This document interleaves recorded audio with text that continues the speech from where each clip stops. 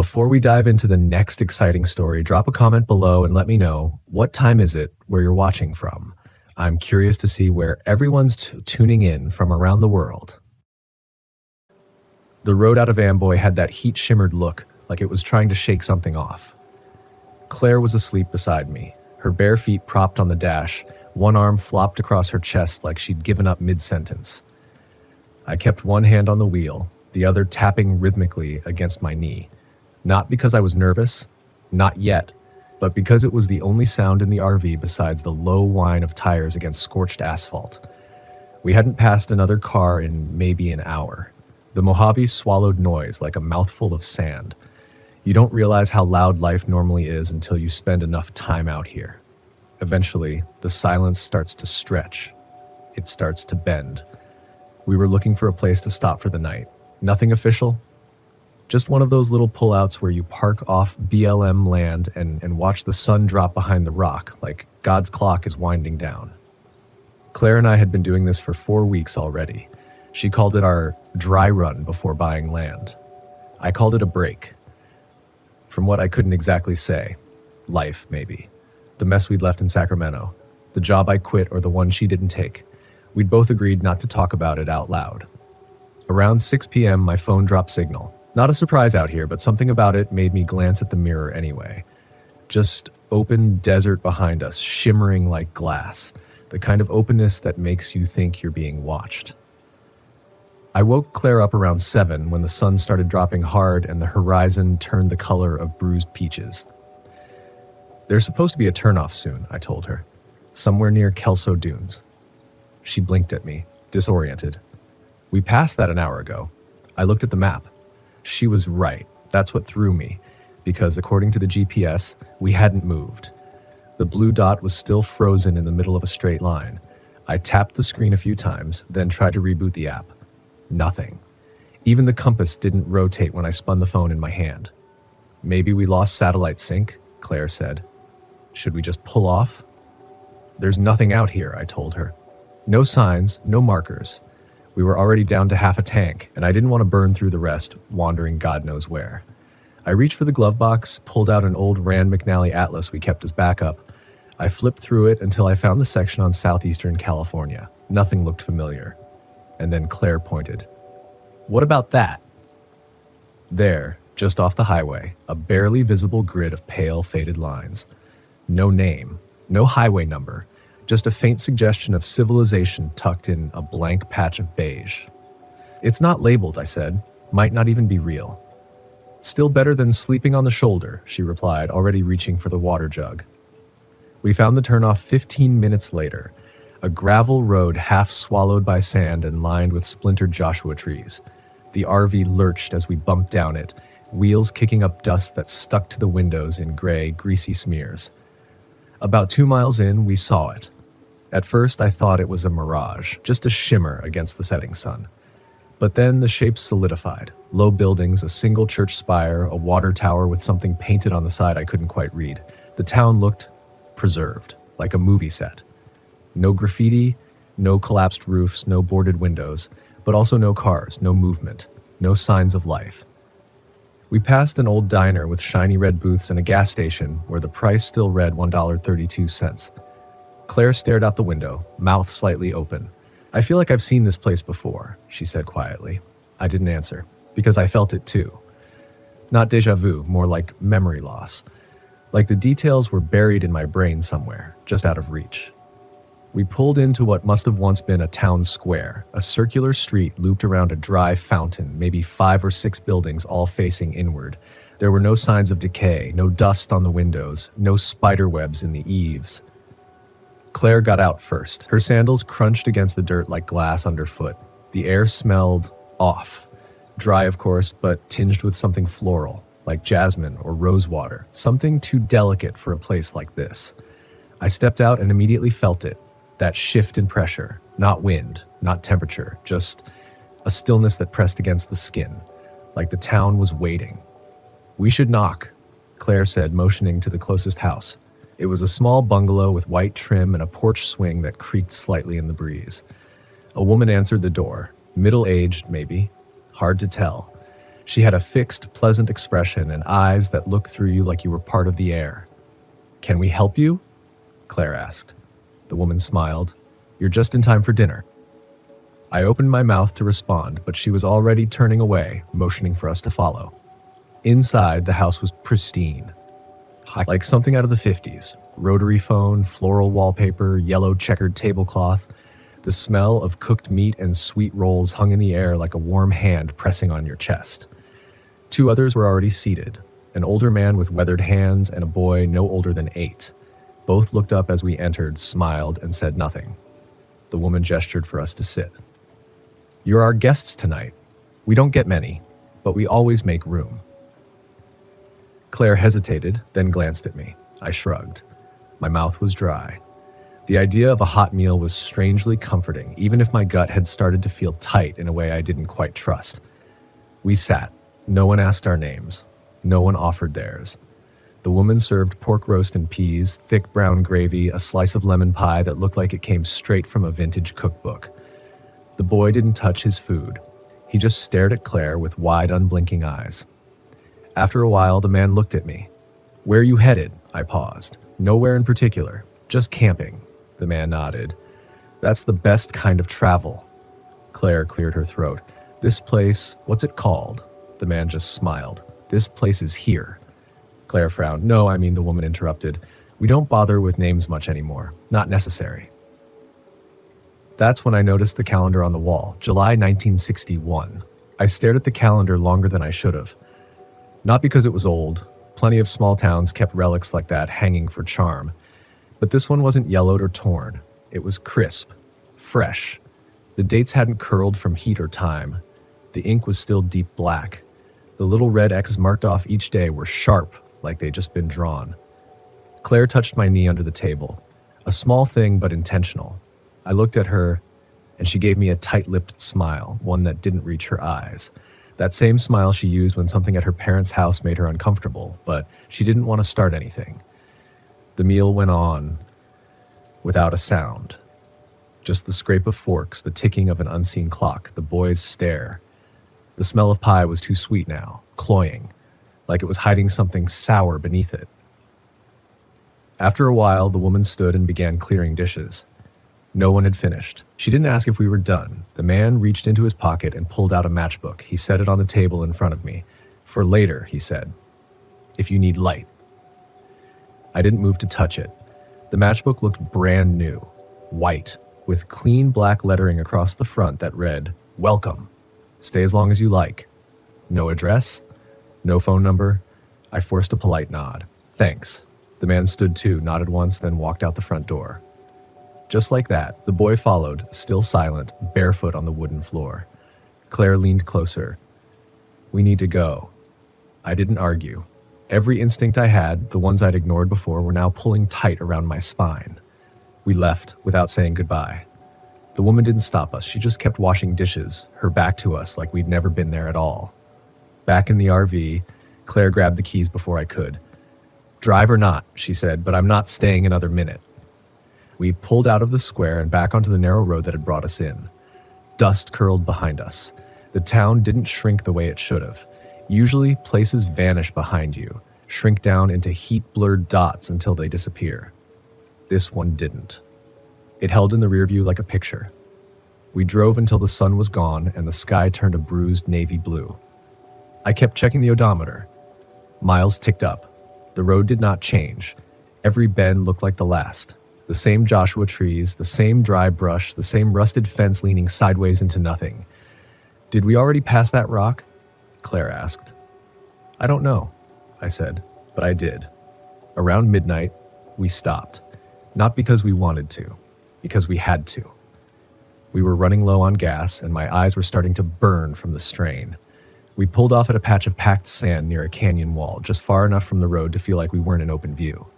Claire didn't speak as we settled in. She crawled into the bed with her back to me and pulled the covers up over her head. I stood by the kitchenette for a long while, just listening. Nothing.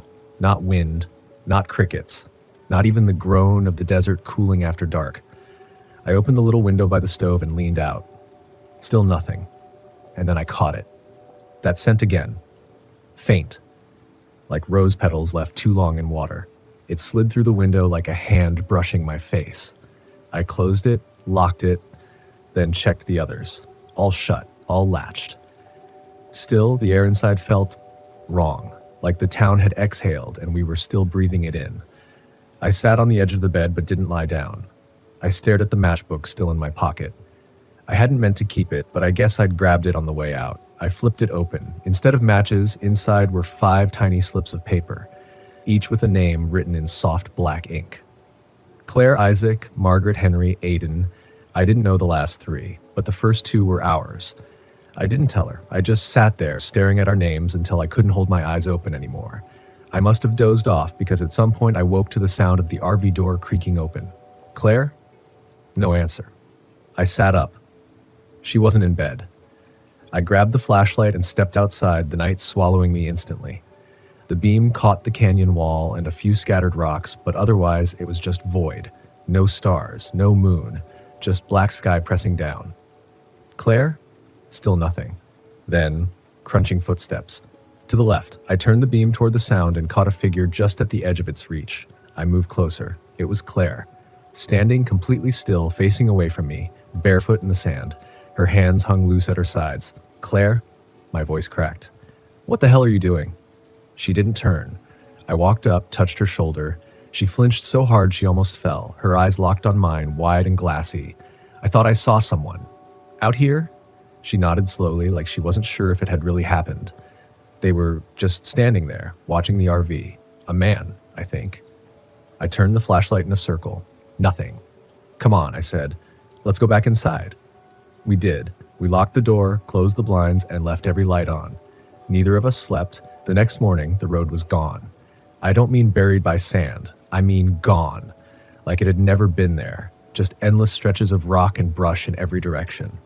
Claire stood next to me, squinting into the sun. We didn't move the RV, right? No. Then where the hell is the road? I didn't answer, because I had just seen something far worse. On the windshield, stuck beneath the wiper, was one of the slips of paper from the matchbook. Just one word written on it now: stay. I didn't touch the note. Not at first. I just stood there staring at it, like if I waited long enough, it would change. The ink was delicate, almost calligraphic, not smeared, not sun-faded. It had been placed there recently, which meant someone had been near the RV while we slept. Claire stood frozen beside me. Her arms were crossed tightly over her chest, like she was trying to hold her inside still. I locked the door, she whispered. I checked it twice. I know, I said, but I didn't really. I didn't know anything anymore. I reached forward and peeled the slip from under the wiper. It came loose too easily. No condensation, no grit from the dust. The paper was clean, too clean. What the hell does that mean? Claire asked. I didn't answer, because that single word, stay, wasn't a warning. It was a command. I looked around, scanning the horizon again. No road, no tire tracks, not even the ruts we'd made coming off it last night. The earth had reset itself while we slept. We got back in the RV and drove in the direction we thought the road had been. The terrain was uneven, chewing up our tires. The temperature climbed fast, 94, then 101. By mid-morning, it was over 110. The AC strained against it. So did we. For hours, we crawled over sun-bleached ground, watching the gas tank inch closer to empty. Every direction looked the same. No variation in the skyline, no distant buildings or signs, just the endless pulse of heat pressing down from above. Eventually, Claire said it out loud, the thing we'd both been thinking but hadn't dared give shape. We're going in circles. She was right. We found our own tire tracks, not once, but twice. A distinct rock I'd passed that morning, shaped like a long bent finger. An empty beer bottle I remembered tossing out the window back when I still believed we were just lost. But the real confirmation came when we saw the canyon wall again, the place we'd camped the night before. Same contours, same cracks, same dark smudge that looked like a face if you squinted. And just ahead, in the exact spot we'd parked, that note. Pinned to a cactus with a nail fluttering slightly in the hot wind. I didn't get out this time. I just sat there, gripping the wheel, my knuckles pale. Claire was crying now. Quietly, the kind where the sound gets swallowed before it leaves the throat. I wanted to tell her it was going to be okay, but the words tasted like dust. We turned the RV around again, picked another direction. Anything to avoid the canyon wall, the cactus, the idea that the desert was folding us in tighter each time we tried to escape. But somewhere after 3 p.m., the engine began to shudder, and 5 minutes later, it died. We coasted to a stop in the middle of nowhere. No shade, no movement. The silence settled like a thick cloth over everything. Claire curled into the passenger seat, covering her face with her arms. We're gonna die out here. I didn't tell her she was wrong. I didn't have it in me. Instead, I climbed onto the roof to see if I could spot anything from higher up. A cell tower, a dust trail, a road shimmer, even the town. But there was nothing. Nothing, except for one thing. About half a mile east, there was a single building. Square, low-roofed, with a short chimney and a porch out front. Completely alone, like it had been dropped there. And even though I just scanned that direction 10 minutes before, I knew it hadn't been there. I climbed back down. Claire looked up as I opened the door. There's a house, I told her. I'm going. She blinked. We didn't see a house.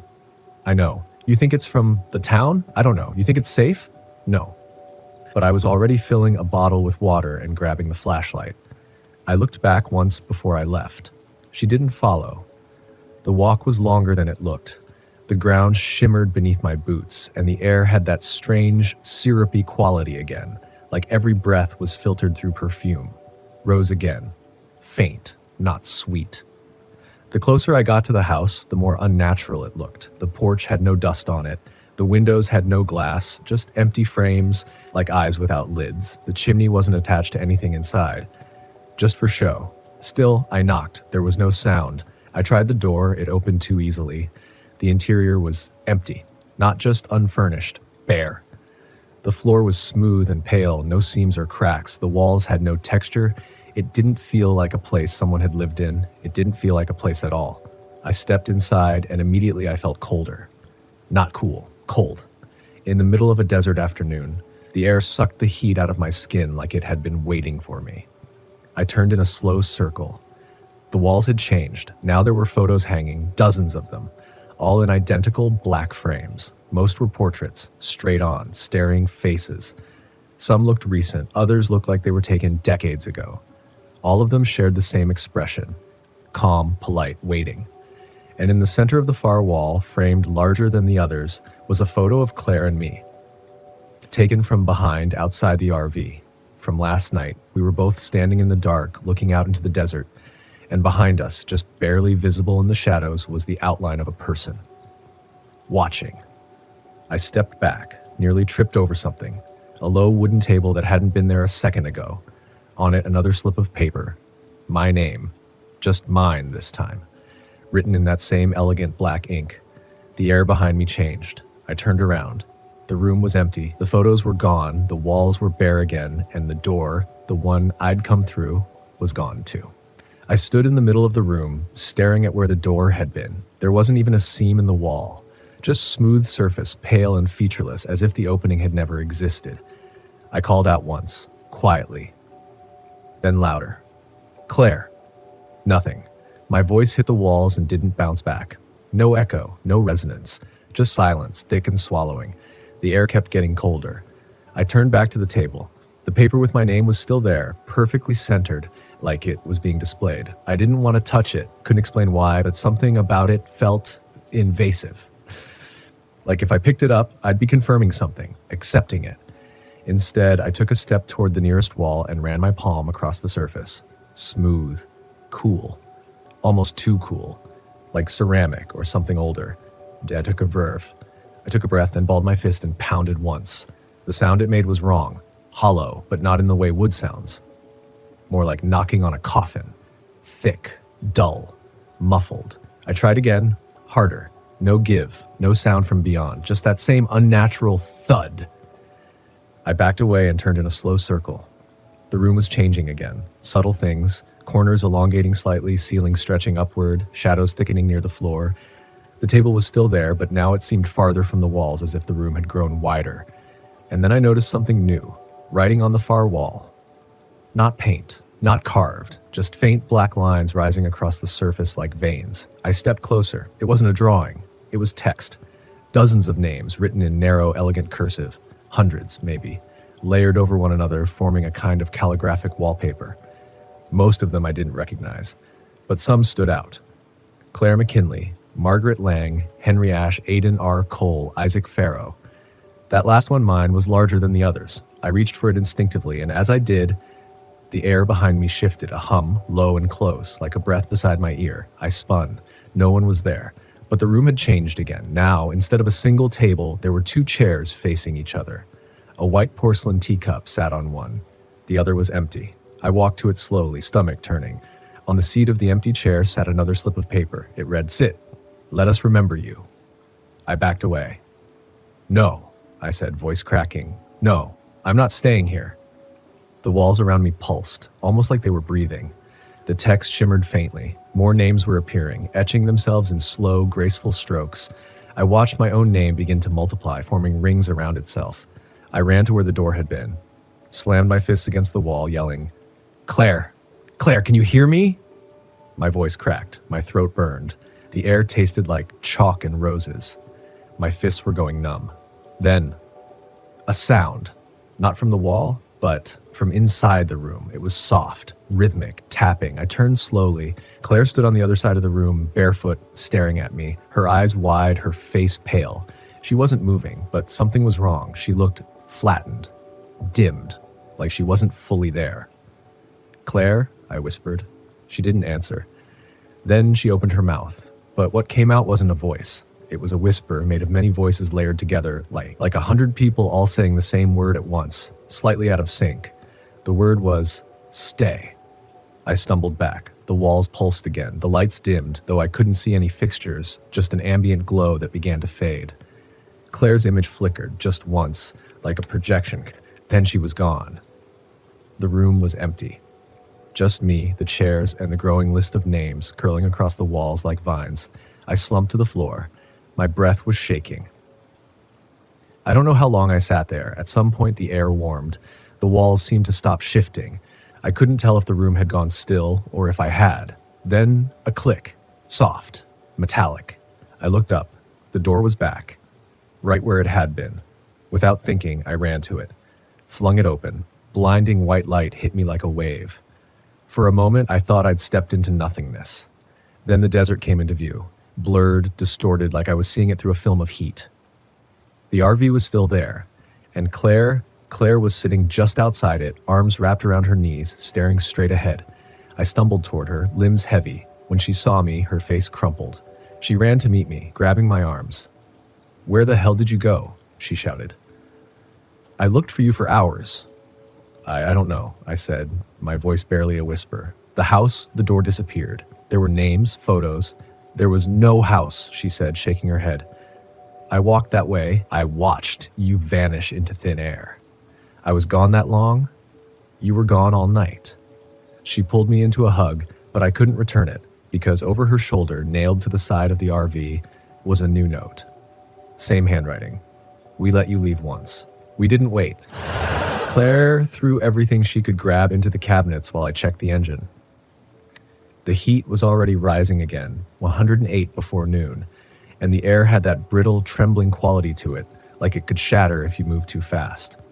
I didn't say what I was thinking, that we wouldn't get far, that maybe we were never meant to. I just kept tightening bolts, checking wires, reattaching a hose I didn't remember detaching. My hands were shaking the whole time. The RV sputtered, coughed, then turned over. We drove without speaking. Claire kept glancing in the mirrors, like something might be chasing us, and I couldn't blame her. The desert behind us seemed too still, too perfectly untouched. No tire marks, no footprints, no trace that we'd ever been there. Every few miles, I saw something out of the corner of my eye. A figure standing beside a rock, a face in the rear view. Gone the moment I looked directly at it. It wasn't until we crested a low ridge, maybe 20 minutes out, that we saw it again. The town, right in front of us, just beyond a shallow canyon. Same grid of low, tan buildings. Same sun-bleached signs, same rusted diner with the collapsing roof. Only this time, it wasn't distant or dreamlike. It was right there, and impossible to deny. Claire exhaled sharply. No, we left. We left." "I know," I said, but it felt like lying. My voice didn't sound like mine anymore. Not really. I pulled off the road, or what passed for one, and killed the engine. We sat there in silence for a long time, staring. The town wasn't just familiar. It was identical. Every detail. Same dented gas pump, same blue curtain flapping in the same broken window of the motel on the corner, the same cracked tile above the barbershop entrance. Nothing had changed. Not even the light. It was frozen in that late afternoon hue, soft and amber and wrong, as if time had paused somewhere around 5:17 p.m. and refused to move again. Claire finally said what we were both thinking. It's looping, or folding. We're not driving in circles, the place is. She turned to me. What if we didn't leave? What if we can't? I didn't answer. I couldn't, because the fear in her voice wasn't just panic, it was recognition. We'd seen places like this before, or versions of them. Claire had visited Body as a kid, one of those dusty, unmoving ghost towns where even the curtains still hang in perfect place, like the residents might return any second, places that feel like they remember too much. But this place refused to die, and we were caught in it. Still, we needed answers, water, gas, a way out. So we went back. We didn't want to, not really, but there was nowhere else. The road behind us led straight back to where we'd started. We'd checked twice. So we walked into the town again like we hadn't before. Like it hadn't claimed us already. Only this time something was different. The people were gone. No old man at the garage. No girls on the diner steps. No porch sitters. The streets were empty, like the whole town had exhaled and disappeared in one long breath. But things were still warm. The bench where the girls had sat had fresh indentations in the cushion. A half-drunk soda cup was still sweating on the diner counter. And from somewhere inside the motel, a television was playing. Faint, distant, grainy. A laugh track looped once, then again, slightly slower. We walked down the main road, past the saloon, past the chapel. The same strange floral smell hung in the air. Not pleasant anymore, like something rotting beneath perfume. Claire grabbed my hand. Her skin was clammy. What if this place doesn't want people? Just the memory of them. The words lodged in my chest like a splinter, because they felt true. That's when I saw it, a building I hadn't noticed before. It sat at the far end of the street, squatting low between two crooked houses. Sandstone walls, shuttered windows, no sign or markings. But I knew it. It was the same building I'd seen in the desert, the one I entered, the one without a door. But here in town it had one. Claire hesitated. I know. We walked toward it. The closer we got, the colder the air became. Not wind, just a slow draining of warmth, as if the space around the building refused heat. There were more notes nailed to the side, hundreds, maybe thousands. Thin slips of paper fluttering like a skin made of names. Some were faded to near transparency, others looked freshly inked. We scanned them. I didn't know what I expected. Maybe our own names again. A sign we were still eligible. Trapped. But what I saw was worse. I recognized one, a man I knew from college, Paul Chamberlain. Vanished in Arizona, 2011. Another one, Jasmine Reed. We'd seen her missing poster at a rest stop 2 years ago. Then Claire sucked in a sharp breath and pointed. Her sister's name. Emily McKinley. I turned to her. I thought she went missing in Colorado, right? The Rockies? Claire nodded slowly, hand pressed against the note. She was hiking with friends. They turned around after a storm. She didn't. She turned to me, her face pale. Isaac, she was never found. I looked back at the note and realized something worse. There was no age on these slips, no dates, just the names, as if time itself didn't matter anymore. I turned back to the door. It was open. Inside, the room was exactly the same as before. Same 2 chairs, same porcelain teacup, same low hum in the air, just barely audible like a memory playing on loop. But now there was something else, a 3rd chair, facing the other 2. Empty. Waiting. We didn't go inside, not yet. Claire took a step toward the threshold, but I caught her wrist. I went in once, I said. That's enough. She didn't argue, just stood there, staring through the doorway like it might blink first. Her face looked older than it had this morning. Drawn. Lost. I gently pulled her back. We walked away, slowly at first, then faster. But I never turned my back on that building. Not fully. I kept it in my peripheral vision, and I'm half afraid it would leap forward like an animal if I looked away. It never moved. Still, I felt it watching us. The whole town was. We passed the post office, the one with the shuttered windows, and noticed movement behind the glass. Just a flicker. A silhouette. Gone as soon as we paused. A shop window nearby showed our reflection, but it wasn't right. Claire's reflection blinked twice as she stood still. Mine didn't blink at all.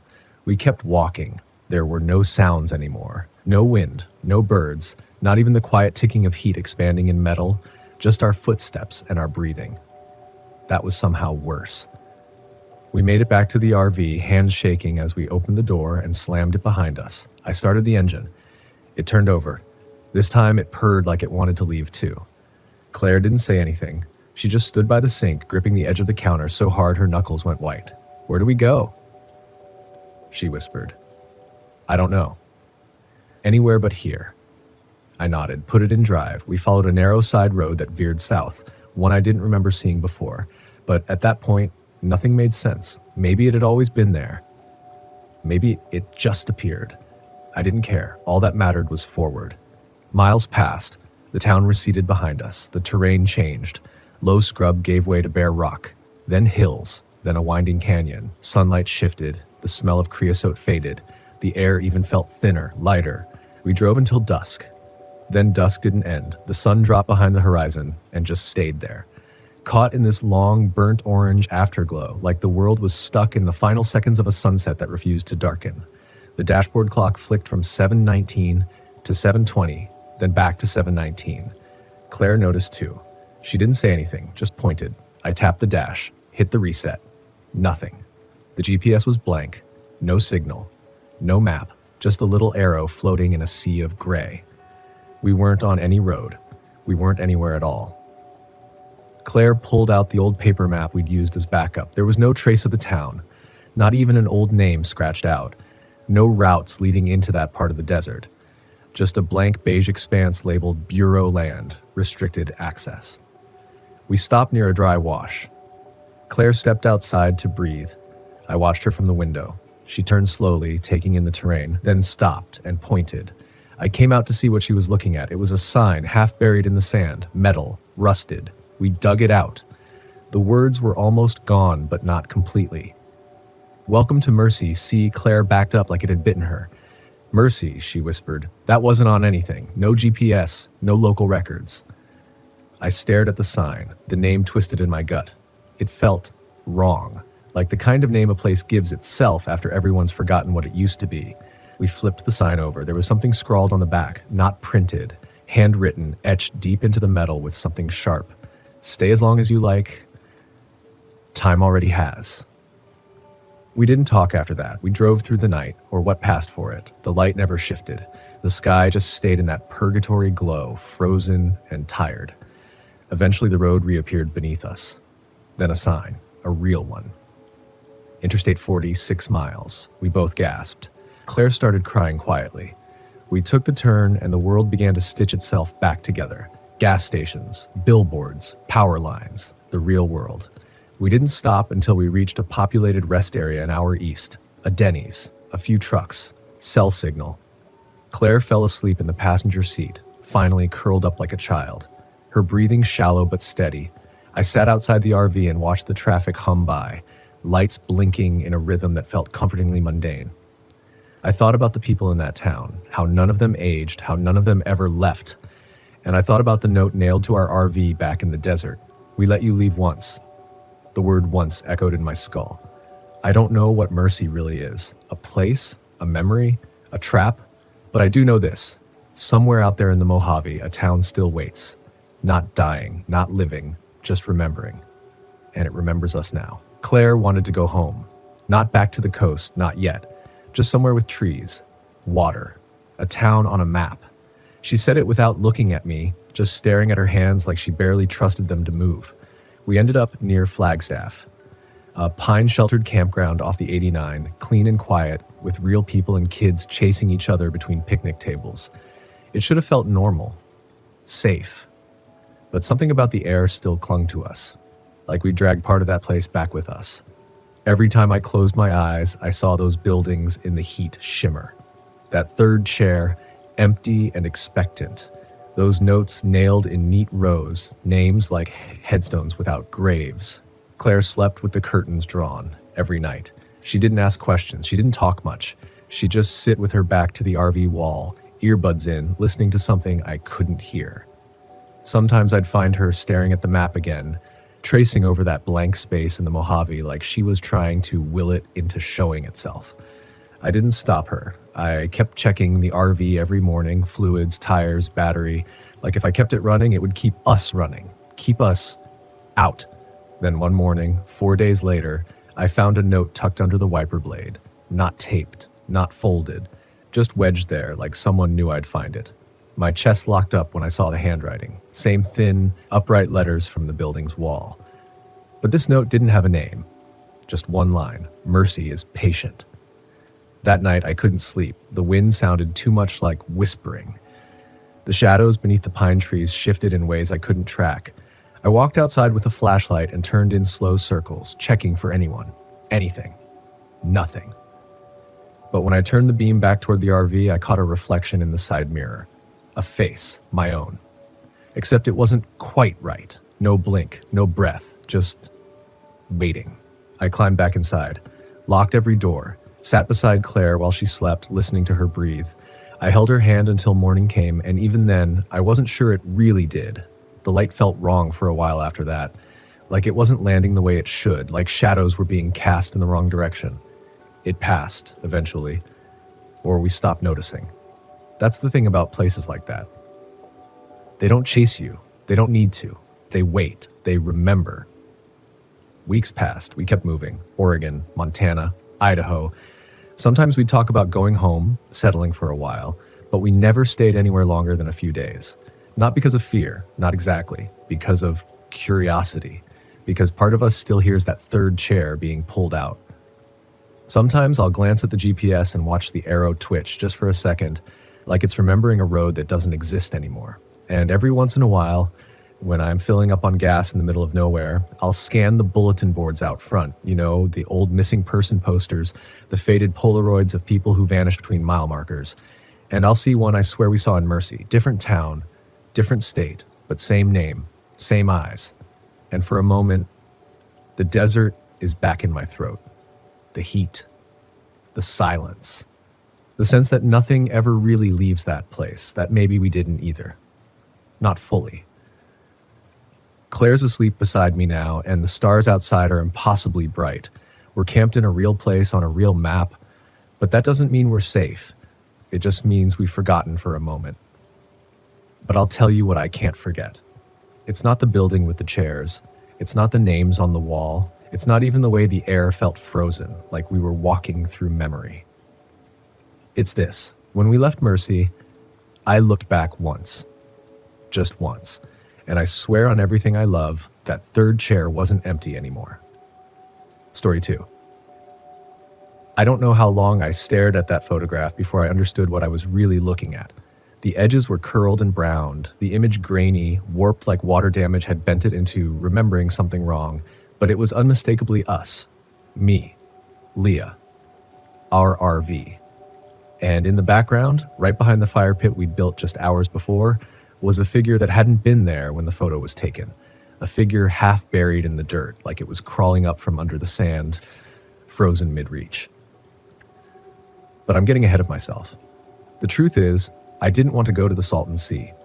Leah had found the spot online, some blog post from a retired couple who called it eerily peaceful and a forgotten gem of the Southwest. They had this filtered photo of a pink sunset over cracked white shorelines, like it was the last paradise no one knew about. Leah got stars in her eyes, said we'd go off-grid for a few nights, clear our heads, maybe finally talk. I knew what she meant. Things had been off between us. We hadn't really spoken about the miscarriage. Not deeply, not honestly. It lived under the surface of everything, like a bruise we couldn't stop bumping into. So yeah, I agreed. I didn't argue when she packed our gear into the RV. I didn't say anything when we passed through Bombay Beach, and I caught that smell for the first time. That weird mix of salt, sulfur, and something sweeter and wrong. I told myself it was just part of the desert.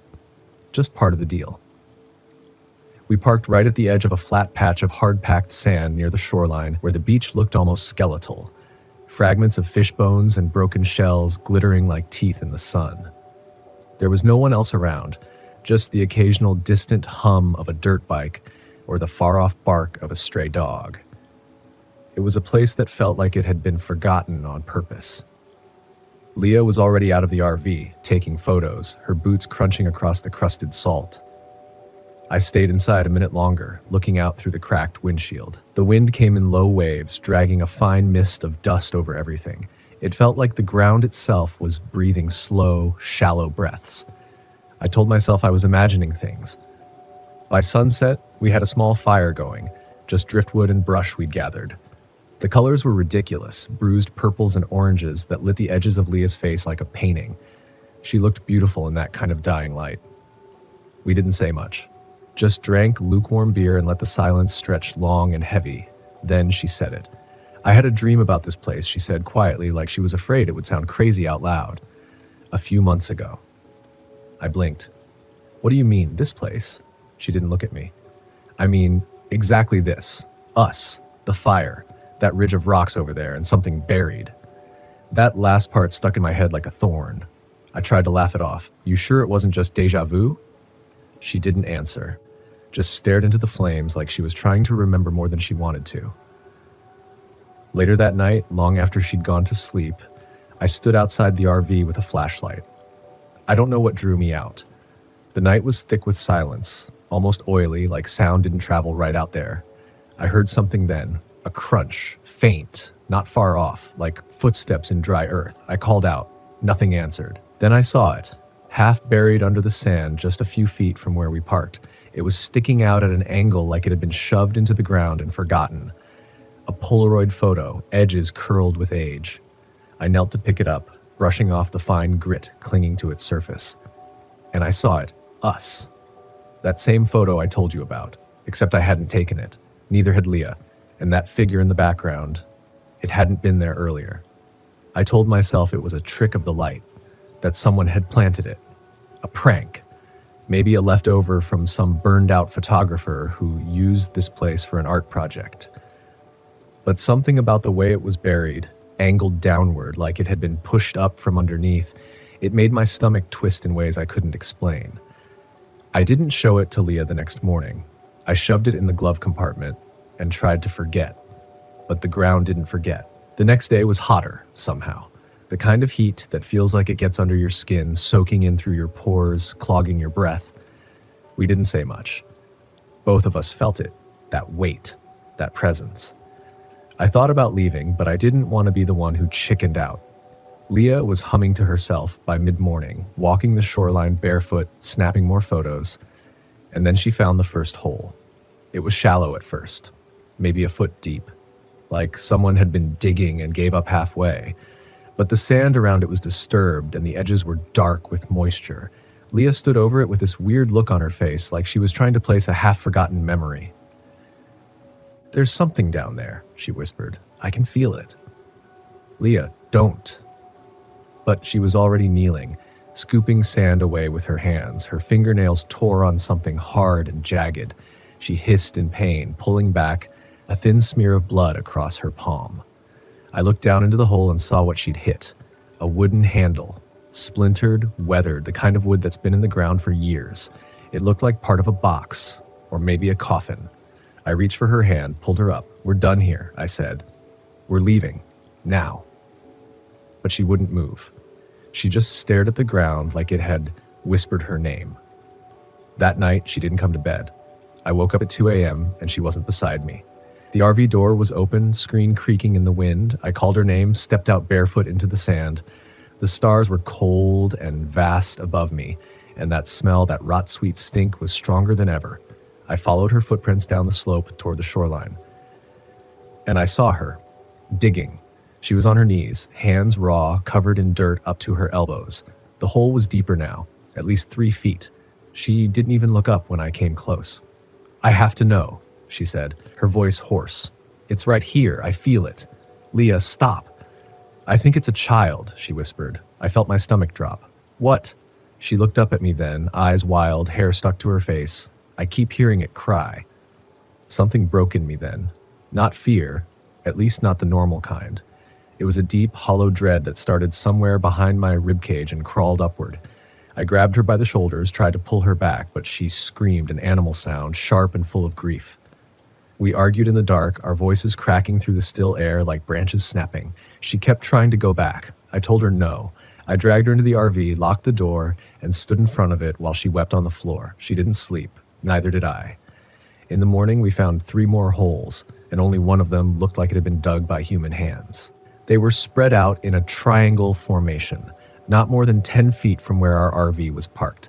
Each was slightly deeper than the last, the disturbed earth around them still soft, like they'd been dug while we slept. But what rattled me most, what sent a cold iron nail straight through the center of my chest, was that one of the holes had something inside it. Not buried, just placed there, like it was waiting for us. A doll. Sun-bleached, eyeless, its cloth face torn open like something had tried to crawl through it. The stitching across its chest had rotted open, revealing stuffing soaked in something dark. At first, I thought it was dirt, but when I leaned closer, the smell hit me. Not earth, not mildew, something coppery, something that turned the back of my throat raw with nausea. Leah didn't speak. She just stood behind me, barefoot in the dust, her arms wrapped around herself like she was trying to keep something in. We left the doll where it lay, but that was the moment I realized we were wrong to stay. This place didn't want us here. Or worse, it wanted us for something. The wind picked up as we packed, not hard, but constant. It wasn't the kind of gusts that scatter sand across your boots or tug at the edges of a tarp. It was thin and whispering, like it was sifting through things. Searching. By the time I turned the ignition, the RV felt like a coffin on wheels. I didn't even bother latching the gray water tank. I just wanted to go. But the engine stuttered, then died. I tried again. Dead clicks. Just that dry, hollow sound like the key was turning inside a corpse. I swore under my breath, stepped out. Popped the hood. The battery was fine. Connections good. No obvious reason for the failure. No warning lights before this. But the smell under the hood, it wasn't grease or heat. It was the same stink from the holes. That rot sweetness, almost fruity, like a body too long in the sun. Leah was staring at something across the sand. "Leah?" I called. She didn't answer. Just stepped off the RV's metal step, walking slowly like she was sleepwalking. I followed her gaze. Another photo. This one had been left upright, propped gently against a smooth stone, as if someone wanted to make sure we'd find it. I picked it up with shaking hands. It showed Leah standing alone in front of the RV, her back to the camera, her hands smeared with dirt. The shoreline behind her was wrong, angled upward like a wave frozen mid-crash. But there was no ocean anymore, only sand, only bones. And then I noticed the timestamp at the bottom. It was tomorrow's date. That night, I didn't sleep. Neither did Leah. We sat opposite each other in the RV's small booth, the old lantern casting long shadows on our faces. I couldn't tell if we were awake or trapped inside some collective nightmare. We didn't speak much. There wasn't much left to say. At 2:17 a.m., I heard scratching. Not loud, just soft, deliberate. It came from beneath the RV. I froze, held my breath. Leah didn't seem to hear it. Her eyes were shut, lips moving like she was praying or whispering to someone I couldn't see. I stepped lightly to the door, careful not to let it creak. The air outside was thick with haze, the kind that settles when something is burning far off. The desert was dead quiet. No insects, no birds, not even wind. I crouched low beside the RV, flashlight off, heart knocking like fists in my chest. The sound had stopped. I waited. And then it came again, closer this time. Right beneath me. A long, dragging claw across the undercarriage. I flipped the light on. Nothing. Just sand and shadow. Until I looked to the right. There, at the edge of the last hole, were handprints. 2 of them. Small. Not a child's, not quite. Just wrong. Too long, too many joints. The fingers curled inward like they were gripping the edge of the earth, pulling themselves free. I ran back inside, bolted the door behind me, hands shaking. "What is it?" Leah whispered. I couldn't lie anymore. "There's something under us," I said. "Something alive." She nodded like she already knew. In the silence that followed, I realized what it was that haunted me most about this place. It wasn't just that things were appearing or that the dead felt close. It was the way everything pointed downward. The holes, the photos, the dreams. All of it was about descent. as if something was calling not from the skies, but from below. A gravity of rot, a hunger under the crust of the desert. By morning, the RV still wouldn't start. The sand outside was disturbed in wide circles, as if something had moved around us all night. There were no tracks, just soft, collapsing rings, like echoes of footsteps too deep to register. And another hole. This one was under the fire pit we'd built our first night. It was clean, dug in a perfect spiral, a tunnel. Leah stood at its edge. "We have to finish it," she said softly. I pulled her back. She didn't fight me this time, just sat in the sand and wept. That afternoon, I tried to hike toward the nearest road. My GPS was useless, stuck buffering, map flickering, no signal.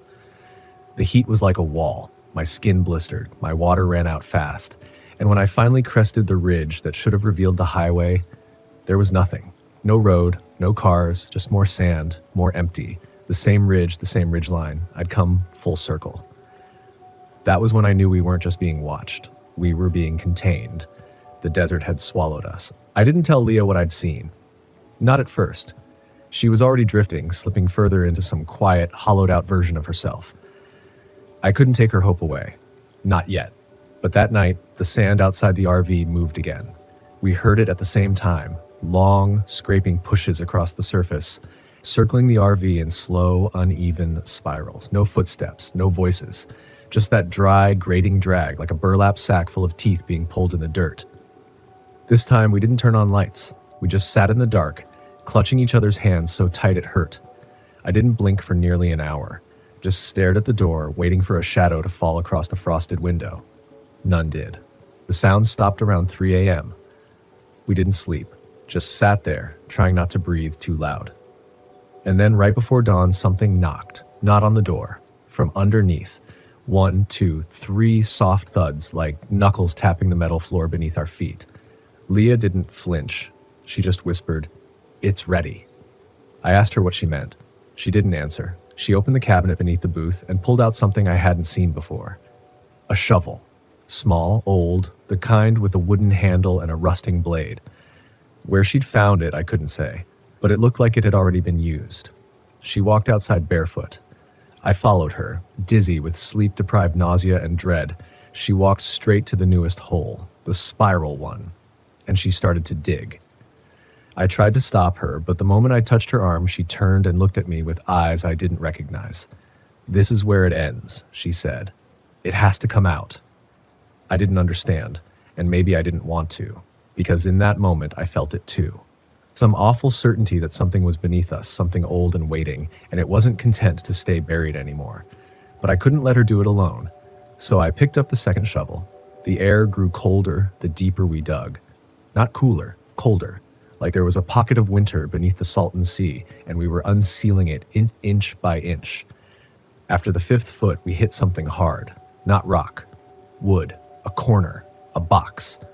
We cleared the earth around it in silence, not because we agreed not to speak, but because neither of us could find the words. It was a coffin, small, maybe 4 feet long, soaked through with a black sap that oozed from the grain like it was bleeding. The moment we uncovered the lid, the flies came, silent at first, then buzzing. Hundreds of them, pouring from the hole in a storm cloud of wings and decay. They didn't bite, they didn't land, they just hovered, watching. Leah reached down and pried the lid open with the edge of the shovel. I stepped back. Inside the box wasn't a body, it was a mirror. Old, cracked, framed in the same black rot that covered the wood, but the surface was clean, too clean. And when I looked in, I didn't see my reflection. I saw the RV burning, smoke curling into a starless sky, flames licking at the desert, and someone, me, screaming from inside, clawing at the windows. Leah leaned in, looked into it. She didn't scream. She didn't cry. She just said, "That's how it ends then." I slammed the lid shut, buried the mirror again with wild, frantic shovels full of dirt, not stopping until it was deep enough that I couldn't feel its pull anymore. But something had shifted in Leah. From that moment on, she wouldn't come inside the RV. She said it didn't feel safe anymore. Said it was marked. Instead, she built a circle of stones about 30 feet away and slept inside it each night. I tried to stay out there with her, but she wouldn't let me. She said I had to keep the seal, whatever that meant. I stopped arguing. I was too tired. The nights after that were worse. Every time I closed my eyes, I heard scratching inside the RV this time, inside the walls, the roof, under the sink. It never happened while I was awake, only when I drifted. The moment I snapped back to full consciousness, it stopped, but the smell never left, that rot, that sweetness, like something had died under our bed and was waiting to be acknowledged. And then the dreams started. In them, I was always alone, walking the shoreline, digging. I'd find bones, teeth. Sometimes I'd find the doll again.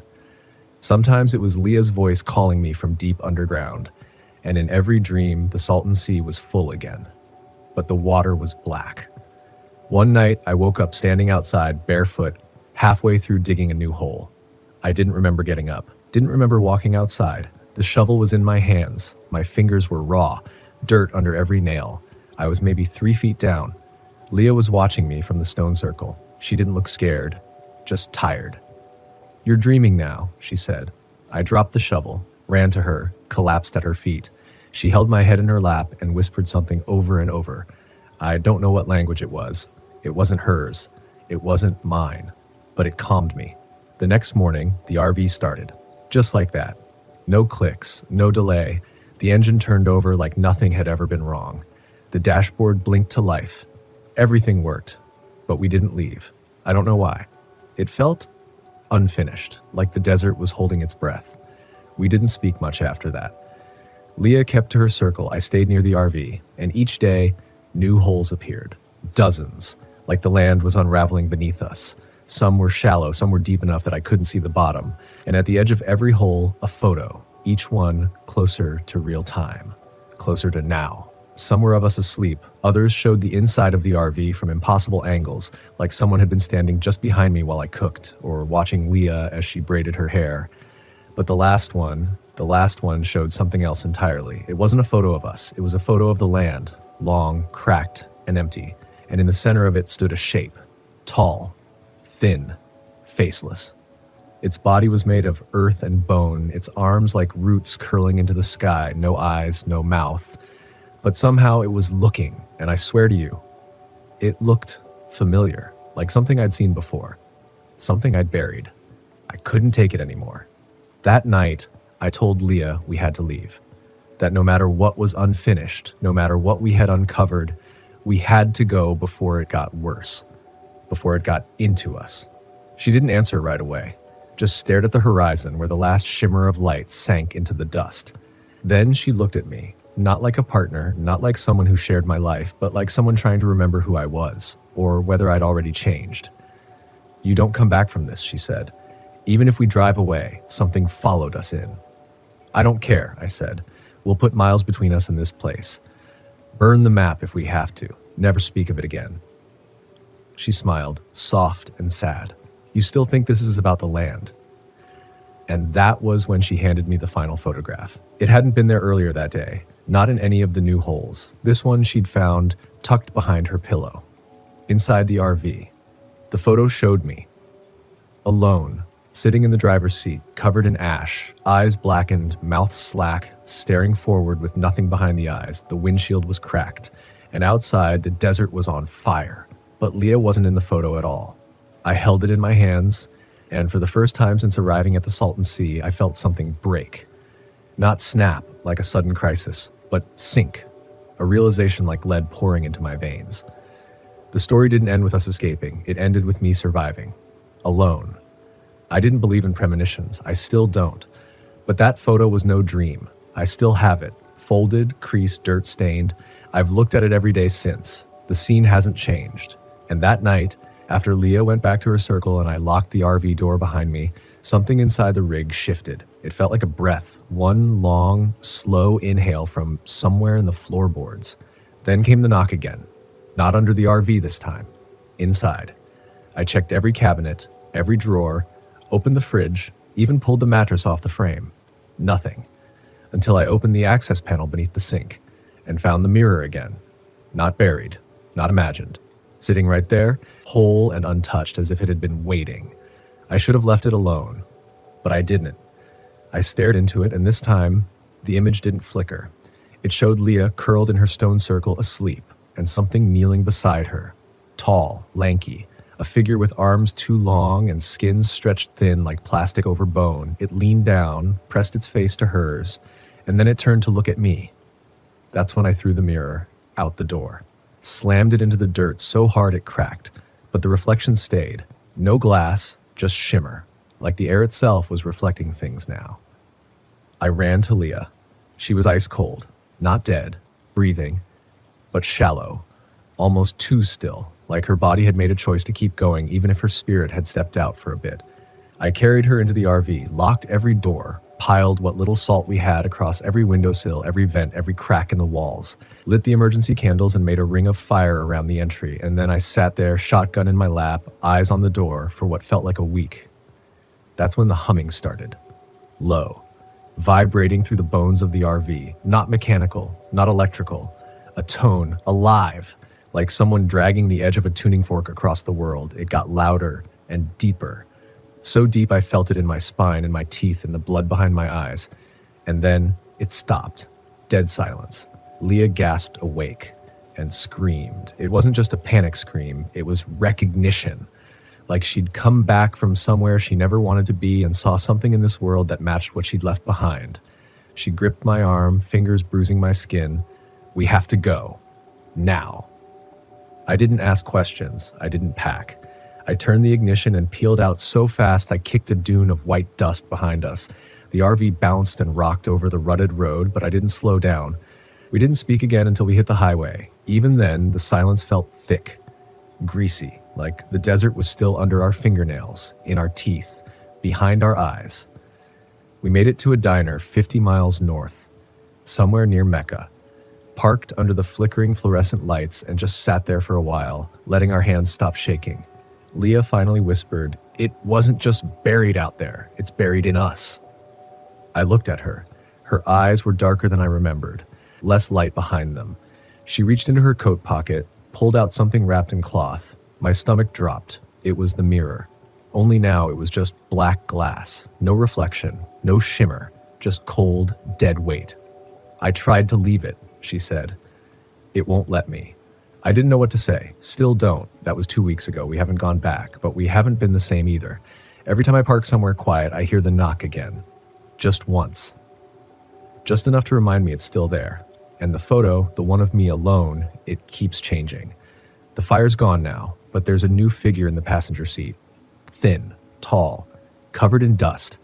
It doesn't have a face, but I swear I know who it is. And that's the thing no one tells you about camping in the desert, especially places like the Salton Sea. Some things you find aren't meant to be uncovered. Some things that rot, they remember who buried them. And sometimes the desert doesn't want you to leave. Sometimes it follows you home. We drove for days. No music, no podcasts, just the road and the endless desert scraping by outside our windows. There was no destination in mind, only a way. We slept in rest stops and behind abandoned gas stations somewhere east of Joshua Tree. It didn't matter how far we ran. I think we both knew the truth, somewhere deep down in the part of your gut that whispers when your mind's too proud to listen. You don't drive away from something like that. You carry it. The desert doesn't hold you with ropes or chains. It lingers in the quiet corners of your mind, sits on your chest when you try to sleep, plays with time, with memory, until you aren't sure if what happened was real, or if you just dreamed the rot and the mirrors and the photo that told the future. But the dirt under my fingernails is real. The mirror is still in the drawer beneath the stove. Leah says she tried to toss it into the Colorado River, says it washed back up before she made it to the end of the dock. We stopped talking about it after that. I started looking up things late at night while she sleeps. Historical documents, land surveys, local stories, what few there are, buried in forums and obscure books about California's forgotten places. The Salton Sea was never meant to be a sea at all, a flood mistake, a man-made oasis that rotted before it ever bloomed. They dumped millions of fish in there once, decades ago, thought they could make it a tourist paradise. The fish died by the billions, bloat and bones and sour wind. Some people say the sea was cursed long before that the local tribes never camped there, not even in drought. Called it a place of echoing grief, Said the ground remembers everything, every burial, every betrayal, every soul that tried to walk away without paying what it owed. And now I wonder, what did we disturb? Was it already dying, or did we give it a reason to wake up? I can't sleep most nights. When I close my eyes, I hear that hum, that deep tone that seems to come from inside my bones. And worse, I see myself, the me from the photo, sitting behind the wheel, slack-jawed, a man who's lost every fight he ever meant to win, a man who kept driving after everyone else had disappeared. Sometimes I wonder if I'm still him now. If the life I'm living is just the aftermath of the moment I broke. Maybe I never drove away. Maybe I'm still back there, still digging, still kneeling in the white ash, asking the desert what it wants from me. But then Leah will roll over in her sleep and whisper something I can't quite hear. Sometimes my name, sometimes not. And I remember we didn't go looking for answers. We went looking for peace. But the Salton Sea doesn't give peace. It gives silence. The kind that creeps in like mold, the kind that changes the shape of your thoughts. I asked Leah once, why do you think it showed us that photo? Why did it give us warnings instead of just taking us? She just looked out the window and said, because it wants company. And I haven't asked her anything since. We still drive, still camp. But never near salt, never near dead lakes, never near places where the map feels ashamed to label anything. And I've started noticing things now. People at other campsites who stare a little too long into the fire, who dig holes that don't look like they're for fun, who wake up in the middle of the night and just stand there, watching the horizon like something's calling them. Sometimes they look at me, and sometimes they look like me, like I used to be, before the knock, before the photo, before I saw something move in the reflection of a mirror that wasn't mine. If there's one thing I've learned from all this, it's that not all buried things want to stay buried. Some memories come back up, whether you dig for them or not. Some places don't want you to forget what happened there. And sometimes, when you camp near the edges of America, places that were never meant to be filled with people, you find out just how thin the skin of the world really is. You peel it back, even a little, and the rot breathes back. So if you're ever tempted to camp near the Salton Sea, don't. Not just for the stench, not just for the heat, but because something down there knows your name before you arrive, and it doesn't want you to leave empty-handed. It'll offer you silence. Show you something you were never meant to see, and if you're not careful, you'll bring it home with you. Story 3. You never forget the sound of snow when there's no wind. It's a kind of silence that eats into your chest, not peaceful, not beautiful, just vast, like the land itself is holding its breath. That's what I remember most about that night. Not the fear, not the blood, not even the scream, just the quiet. My name is Cole Patterson. I was 35 when I decided to take some time off work, 6 months give or take, to live the RV life full time. I'd been grinding away in Denver, splitting time between a job that no longer meant anything and a condo that never quite felt like home. And I'd hit that point where everything just felt still, not calm. Just hollow. My girlfriend Ray was the one who first floated the idea of taking the camper into the Rockies for the winter. She grew up outside of Aspen, so she thought she knew the mountains like they were old friends. I grew up in Tucson, so the only snow I knew came in bags from ski resorts or from the sky 2 days a year. But I trusted her, and maybe I trusted that something out there might finally pull me out of the fog I'd been living in. So we packed up our Class C, kissed the city goodbye, and drove west. We weren't reckless. We prepped. Chains for the tires, solar panels, satellite phone, backups for our backups. We stocked up on propane, food, and firewood, and mapped out campsites that were still open, even if just unofficially, during the winter. Ray's dad had taught her how to track elk, how to build a fire in sleet, how to read the wind like scripture. I felt safe with her. Safer than I ever had anywhere else, truth be told. We made our way into the heart of the Rockies by early December, found a place tucked deep off a forest road near Leadville. There were no other RVs in sight, just frost-bitten trees, sheets of white draped across the valley, and the kind of sky that only shows itself when it thinks no one's watching. At night, we'd hear the wind run its fingers through the pines. Sometimes we'd catch the echo of coyotes down by the ridge. But that first week, it was quiet, still and cold and clear. Then something changed. It started with the prints. Ray noticed them first, out near the edge of the tree line behind our RV. I thought they were elk at first, long stride, deep press in the snow, but Ray crouched beside them and shook her head. "They're wrong," she said. "How wrong?" I asked. "They're off. Look at the spacing. No drag between steps, and they're too long. Elk don't move like this." I tried to brush it off. "Maybe a hiker?" I offered. "Someone on snowshoes?" She gave me a sharp look. "Who hikes out here in sub-zero temps without making a sound?"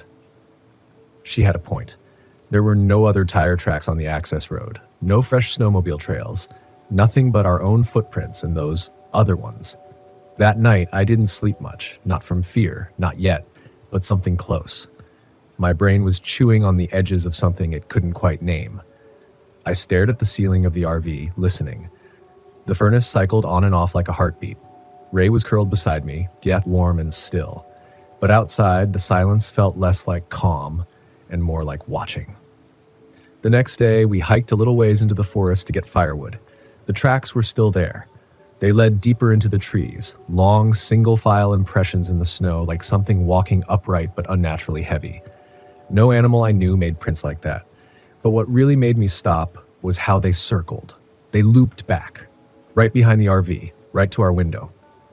Ray didn't say much when we got back. She just looked at the trail, then at me, and I knew we were thinking the same thing. Something had been watching us sleep. That night, the wind picked up. Not a gentle moan, but a wailing, sharp and keening, like something being pulled apart. The RV rocked slightly, not much, but enough that I got up to check the stabilizers. That's when I saw them. Eyes, reflecting from the tree line. They were too high up, too far apart, and they didn't blink, just hovered, watching. I couldn't make out a shape, couldn't tell how far, but something about them, that amber glow, it burned into my brain like a brand. Not animal, not entirely. I didn't wake Ray, I should have. I just closed the blind and sat in the dark for another hour, heart doing double time, ears straining for every sound. I told myself it was probably a deer, maybe a moose, but I knew better. The next day, we found something in the snow. A dead fox at maybe 30 feet from the RV. Its body was torn open, but not eaten. No blood on the ground. No tracks around it. Just the corpse, like it had been placed there. Ray stood over it for a long time. She didn't say anything, just stared, her breath fogging up in the cold. I wanted to say something comforting, something rational, but the words felt fake even before they hit my tongue. We left the fox where it lay. By evening, Ray suggested we pack up and move. Just a few miles, she said, just to shake the feeling. I agreed without argument. But that night, even parked 15 miles down the ridge, I saw the same eyes. They found us again. I told myself I was dreaming. That's what people do when they're scared and tired and desperate for some kind of grip on reality. I watched those glowing eyes outside the window for maybe 30 seconds before they disappeared. No movement, just gone. Swallowed up by the trees again. I didn't say anything to Ray that morning. She was quieter than usual, but I could tell she'd made up her mind, the same way I had. Whatever had followed us from that first spot hadn't just stumbled upon us. It knew where we were going. Or worse, it already knew where we'd be. The problem was we were boxed in by weather. A storm had rolled in during the night, and even with chains on the tires, our RV was basically stuck, unless we wanted to risk sliding off a cliffside or getting stranded mid-turn on a one-lane forest road. The snow was dumping fast. By noon, we couldn't even see the highway markers on the GPS. The signal cut out. The sky turned that dead gray color that looks like steel wrapped in ice. We were stuck. And something out there knew it. Ray was pacing by the door. I'd never seen her nervous like that before. She was always the calm one, like the steady hand in a crisis. But now, she kept glancing at the windows, like expecting to see those eyes again. I asked her what she was thinking. She just shook her head and said, "It's watching. I don't know how, but it is." I checked the propane. We had about 3 days left if we rationed. Firewood would get us a bit farther, but the way the storm was coming in, we wouldn't last out there without heat for long. We decided to conserve what we could and run the generator only at night. That first night after relocating, we heard it. Not animals, not wind, footsteps. They crunched slow and methodical outside the RV. The snow was thick, so every step sounded heavier, like something massive pushing down into it. Not galloping, not four-legged, walking. I turned off the cabin lights and sat in the dark. Ray was already holding the hatchet we kept by the door. She was breathing slow through her nose, like she was trying to silence even her lungs. The footsteps circled the RV once, then again, then stopped, right at the back door. I don't know how long we sat like that. 5 minutes? 20? I heard nothing else. Not a scratch, not a knock, not even breathing. Just silence. Heavy and watching. Like whoever or whatever it was wanted us to know it was there, wanted us to feel it. Eventually, Ray whispered, "It's not snowshoeing. You hear that?" I nodded, even though I didn't fully understand. "No drag," she said. "Nothing breaking the crust. It's not human, but it wants us to think it might be." The footsteps didn't come back that night, but in the morning, the prints were there. Same shape, same long strides, same unnatural symmetry. They stopped at the door and then vanished. Like whatever it was never left. We lasted 2 more days before I snapped. I couldn't sit inside that RV with Ray silently reading weather charts while I felt the pressure of those woods coiling around us like rope. Something out there was toying with us, and I needed to look it in the face. "I'm hiking out," I told her. "Just to the ridge. If I can get a signal, I'll ping the ranger station." Ray looked at me like I'd just declared war. "You hike out in this storm, you're either getting buried or taken, and I'm not digging you out alone." "I won't go far," I said. 1 hour, I just need to try." She didn't argue, but I could see the panic she was trying to swallow. She helped me pack a small day bag, emergency flare, hand radio, thermos, pistol, and she made me promise to turn back if the snow started falling again. I followed the prints. Not on purpose at first. They were just there. They led away from the RV and into the deeper part of the forest. The trees were thinner here, twisted and bare like bones. I kept telling myself this was stupid, that whatever was out here had every advantage. It knew the terrain, the weather, probably even our scent. But still, I walked. About half a mile in, the prints stopped. They didn't turn. They didn't fade. They just ended. No broken branches, no marks on the snow where something turned around, just a set of tracks that vanished like smoke. That's when I smelled it. Rot. Not fresh death, not roadkill or predator kill, but something old. Wet. Mildewed. Like flesh left out in damp fabric. I scanned the trees. I couldn't see anything, but the smell got thicker. Heavier, like something breathing through the snow. And then I heard it. Not footsteps this time, not animal calls, laughter, a low, raspy chuckle that didn't echo. It was behind me. I turned fast, pulled the pistol, shouted something I don't even remember. The woods were still, too still. And then I saw it. A shape, not tall but narrow, all angles and pale skin, pressed between 2 trees like it had grown there. I thought it was a branch until it moved. Not toward me, but up. It climbed. No sound, no snow falling, just this thing rising.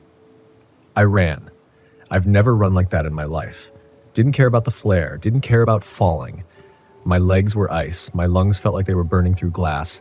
I kept waiting to hear it behind me, to feel claws on my back or breath on my neck. But nothing came. I made it back to the RV just before dusk. Ray opened the door, wide-eyed and ready to swing the hatchet. When she saw me, she pulled me in and locked the deadbolt so fast it nearly cracked. "You saw it, didn't you?" she asked. I didn't answer. I just collapsed onto the floor and nodded. Ray didn't press. She just knelt down beside me and put a hand on my shoulder. It was the first time I realized how cold I was.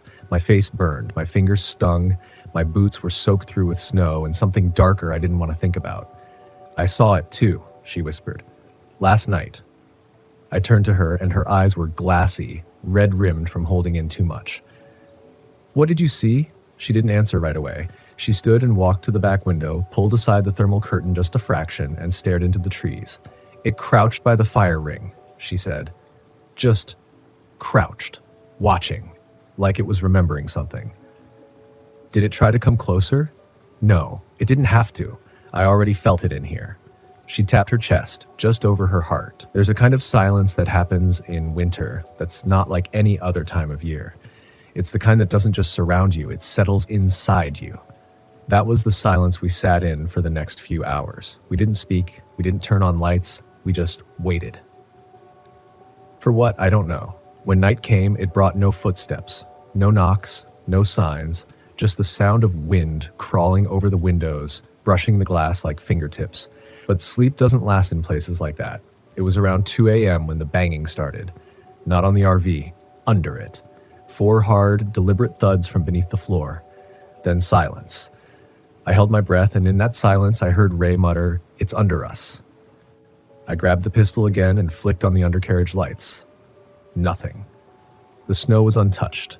We both went out anyway, side by side, backs to each other, checked the tires, the axles, the roof, everything. But we were alone. That's when Ray turned and pointed. At the ridge above us, maybe 100 feet up, a shape was watching. Again, no movement. Just standing, limbs too long, skin too pale. Even at that distance, it looked wrong, like a mannequin made of meat. No eyes we could see, just a long, narrow face almost stretched, like skin over something else. We didn't move, neither did it. We watched each other for a full minute before the clouds passed over the moon. When the light came back, it was gone. The next morning, we found tracks leading from the ridge to our camp, but only one set. And this time, they started under the RV, like it had come from inside the ground. We packed to leave. Didn't talk about it, didn't even say it out loud. We just knew. We were done. Whatever this thing was, it had given us a warning. Or maybe it was waiting to see what we'd do next. We weren't going to stay and find out. But the storm had another idea. A new front had rolled in overnight. The road we used to enter the clearing was gone.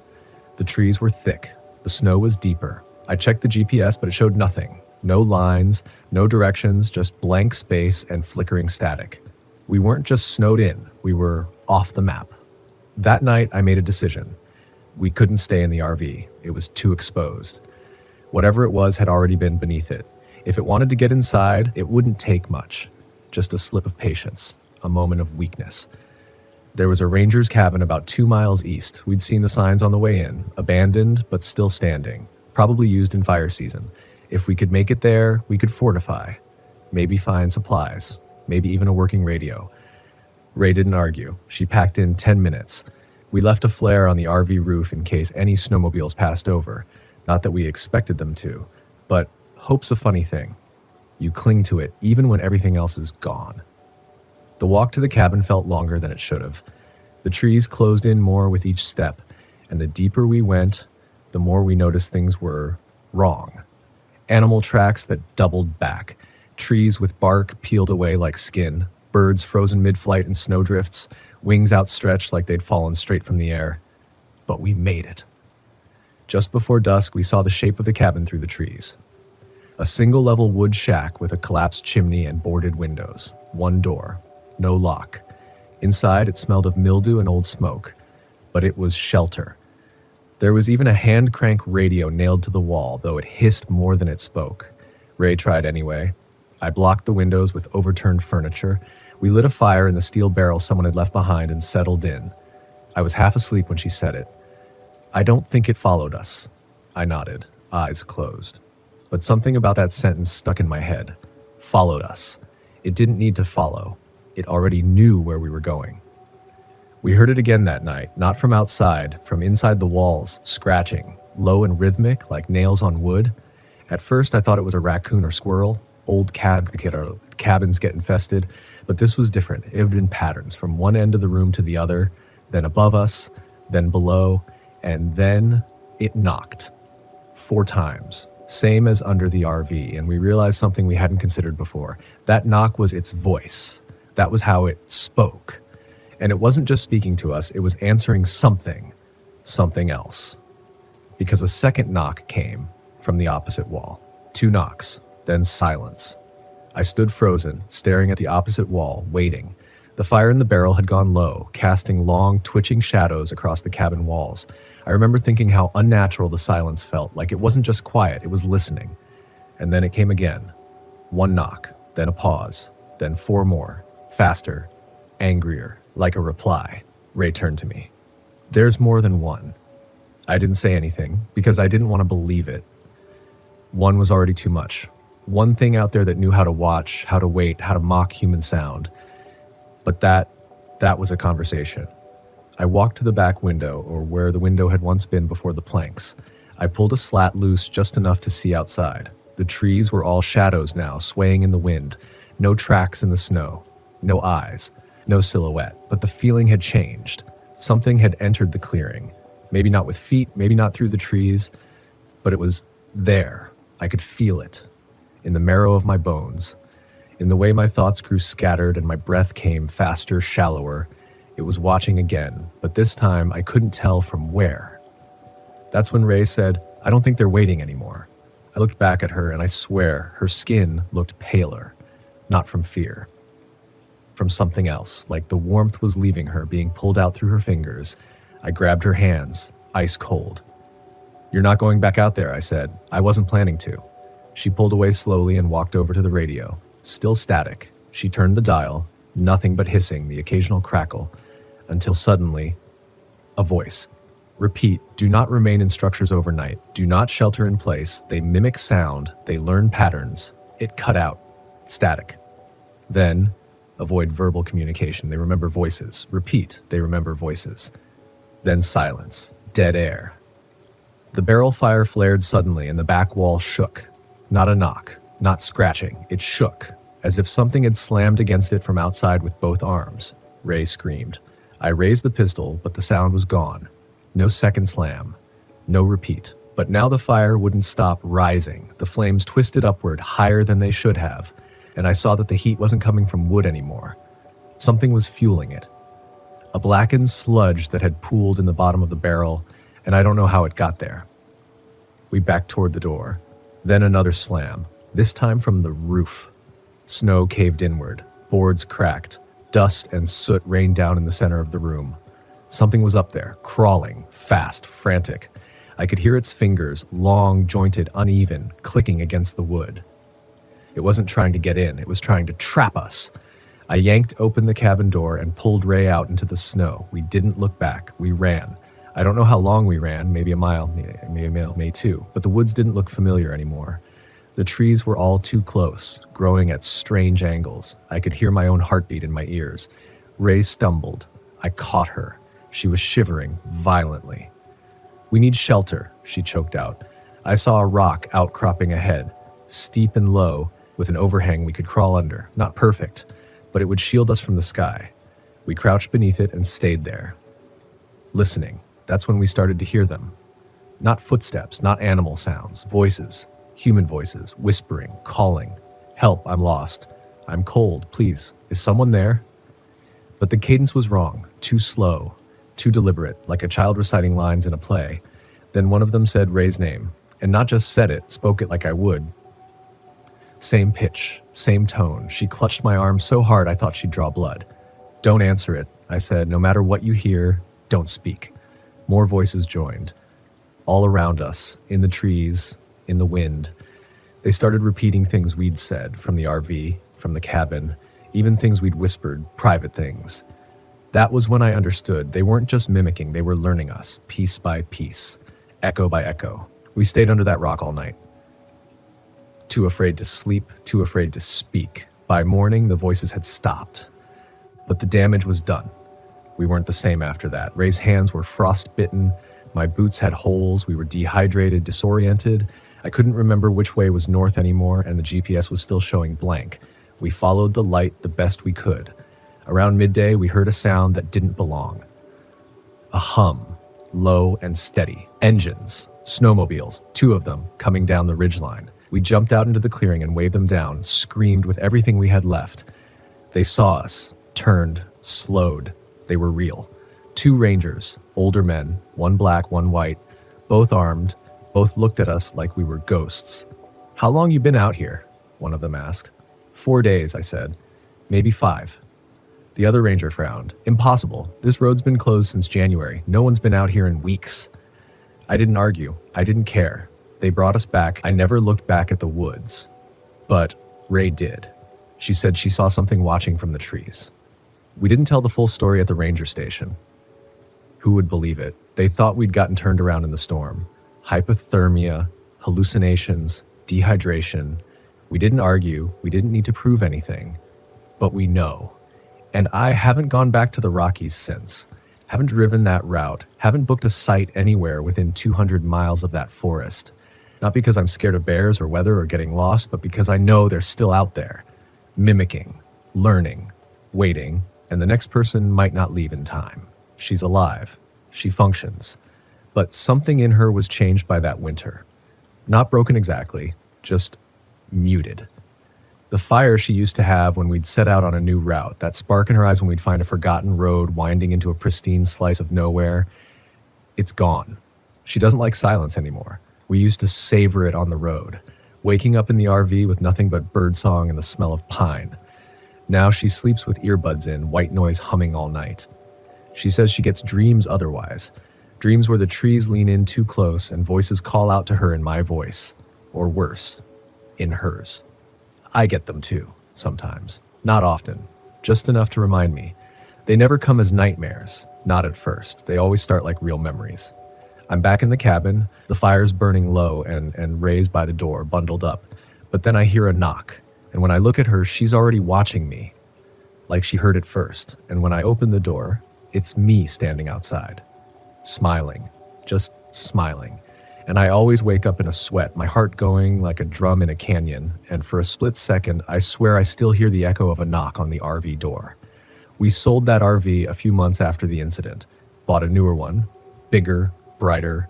Ray insisted. More windows, more sunlight. I didn't object, even though I knew deep down it wouldn't make a difference. Because the thing is, the wilderness isn't just out there. Once it finds a crack in you, it comes with you. I still camp. I still drive. I still park by rivers and pullouts and scenic loops. But I never camp above 7,000 feet anymore. I never camp in winter. And I never ignore that feeling when the hairs on my neck stand up, even when there's nothing around. Especially when there's nothing around. Because that's when they come. That's when the forest starts to remember you. And not in a poetic, welcome back kind of way. I mean it literally. You leave behind your voice in those woods, your words, your shape, and sometimes the forest tries it on just to see how it fits. I spoke to one of the rangers again months later. I tracked him down. The older one, name was Cal. Quiet guy, retired just after that winter. I drove 3 states to buy him coffee. He didn't ask why I wanted to talk. He just listened. I told him everything. Not with drama or exaggeration, just the facts, what we saw, what we heard, what followed us. I thought he might laugh or shake his head. Instead, he nodded, very slowly, and said, "You know what we used to call that stretch up past the lake?" I waited. The Echo Woods. That's all he said. No explanation. But his eyes told me he'd seen it too. There's something about the Rockies, about the way sound moves through them. It doesn't just bounce back at you. It twists. A bird call will echo 10 different ways depending on the canyon. Your own voice will feel like it's not yours after a while. You can lose your sense of space, of direction, of even time. And when you add snow, insulation, silence, the cold pressing against your thoughts, it opens up cracks, not just in the land, in you. That's what I learned. That's what I tell people now when they ask why I don't camp in the high elevations anymore. I tell them, mountains remember more than you want them to. Some laugh, others nod, but every once in a while, someone gets quiet. And that silence is its own kind of confirmation. So here's what I'll leave you with. If you ever find yourself in the Rockies, parked way off the main road, miles past cell reception, the snow piling up soft and steady on your windshield, don't ignore your instincts. If something feels off, it is. If you hear your name whispered from the trees, don't answer. And if you hear knocking that doesn't belong, don't wait for a second knock, because by then, it already knows where you are. And the longer you stay, the more it learns. Your walk, your speech, your fear, your voice. We camped in the Rockies once, but we weren't alone in the snow. And I don't think we ever left that place fully behind, because when you camp that deep in the wilderness, sometimes the wilderness comes back with you. End of script. We camped in the Rockies, but we weren't alone in the snow. Would you like me to help format this into your final YouTube video format, including title card suggestions, thumbnail concept, or intro-outro narration cues? Story 4. The desert doesn't whisper. It waits. It watches you with heat shimmer eyes, breathes with the hush of sand, and when it speaks, it doesn't lie. Not really. That's what I used to believe anyway. But then came that night when I learned what the desert can sound like when it wants to unmake you, and it didn't growl or howl or scream. It cried. A baby's cry. Thin, fragile, echoing through the dark. I wasn't alone when I heard it. My wife Sarah was there beside me. We'd parked our RV in a dusty slice of BLM land west of Quartzsite, Arizona. It was early March, the kind of chilly that clings to your ribs at night but lets the sun bake you by day. We weren't there for adventure. Not really. We were there to get quiet, get away. We were trying clumsily, maybe desperately, to reset a part of our lives that had started to crack. I was 38, she was 35, no kids. Not for lack of trying. We didn't talk much about that anymore, not directly. Our shared silence on it had grown thick enough to feel like a third passenger in the RV. So we camped, wandered, watched the sky shift shades at dusk. We slept under starlight because artificial light felt like cheating. We ate simply, rice and beans, fire-grilled tortillas, beer gone warm too fast, and we didn't check our phones unless it was absolutely necessary. The spot we'd chosen was a wide, empty basin ringed by low, crumbling ridges. It wasn't a formal campground, just a pullout with enough space for a few RVs, all spaced far apart. No amenities, no cell signal, just how I liked it, just how we needed it, I thought. There was a dry arroyo that ran behind our rig, and beyond that, nothing but rocks and desert scrub that stretched into a red-gold blur beneath the setting sun. It was the fourth night when things changed. We had a fire going, low and steady. The last orange embers were crumbling to ash as I leaned back in my camp chair, staring up at a sky littered with stars so sharp they looked angry. Sarah sat beside me, her hoodie pulled up, a book balanced on her knees, though I'm not sure she was reading anymore. I was mid-sentence, something stupid about the firewood stack we'd need for tomorrow, when we both froze. We heard it, a baby crying. At first I thought it was a trick, a coyote maybe. They can sound strange, even human if you catch the right pitch. But this wasn't that. It was a baby. Not shrieking, not wailing, just crying. Soft, frantic. The kind of sound that goes straight through your bones and into the parts of you that are supposed to protect. Sarah's eyes met mine instantly, wide, confused. "Did you?" "Yeah," I said, already standing. We both turned toward the sound. It was coming from beyond the arroyo. Not far, but not close either. 50 yards, maybe. I grabbed the flashlight from the folding table and flicked it on. The beam cut across sagebrush and rock, catching nothing but shifting dust and ghostly shadows. Another cry. Shorter this time. Sarah was already walking toward it. "Wait," I said, following. "Hold on." She didn't stop. She was moving fast now, hands out, like she could somehow will the sound to stay still. I caught up just as we reached the edge of the arroyo. It dipped about 6 feet down, dry as a bone, filled with coarse sand and stones. The flashlight beam caught something pale near the bottom. I stepped closer, a torn bit of cloth, beige or white, half buried in sand. "Is that?" Sarah's voice caught. "It's nothing," I said quickly, too quickly. She crouched, picked it up. It was just a scrap of canvas, weathered, probably from a tarp or a long-forgotten tent, but still her hands trembled. And then, silence. The crying stopped, completely. No wind, no insects, nothing. It felt like the whole desert held its breath. Sarah stood, staring into the darkness. "Where is it?" she whispered. "I don't know," I said, "but we should go back." "What if there's a baby out here?" she asked, turning toward me with a look I hadn't seen in a long time, like hope was elbowing its way through the fear. "What if someone abandoned it?" "Sarah," I said carefully, "that doesn't make sense." Her lips pressed tight. She knew I was right, but she didn't move. I scanned the ridgelines with the flashlight again. Nothing. Just boulders and shadows. Then I heard something. Not the baby this time. Something else. Footsteps, behind us, up near the RV. I swung the beam back fast. Nothing. But the sound had been real. Light. Uneven. Like someone trying not to be heard. Sarah turned, and I saw her expression change. Her mouth fell open, her eyes locked on something past my shoulder. I spun to follow her gaze. Still nothing. She pointed. There, by the bushes, something moved. I kept the light steady and walked toward where she pointed, scanning every clump of brush. A jackrabbit shot out, startled, thumping away into the dark.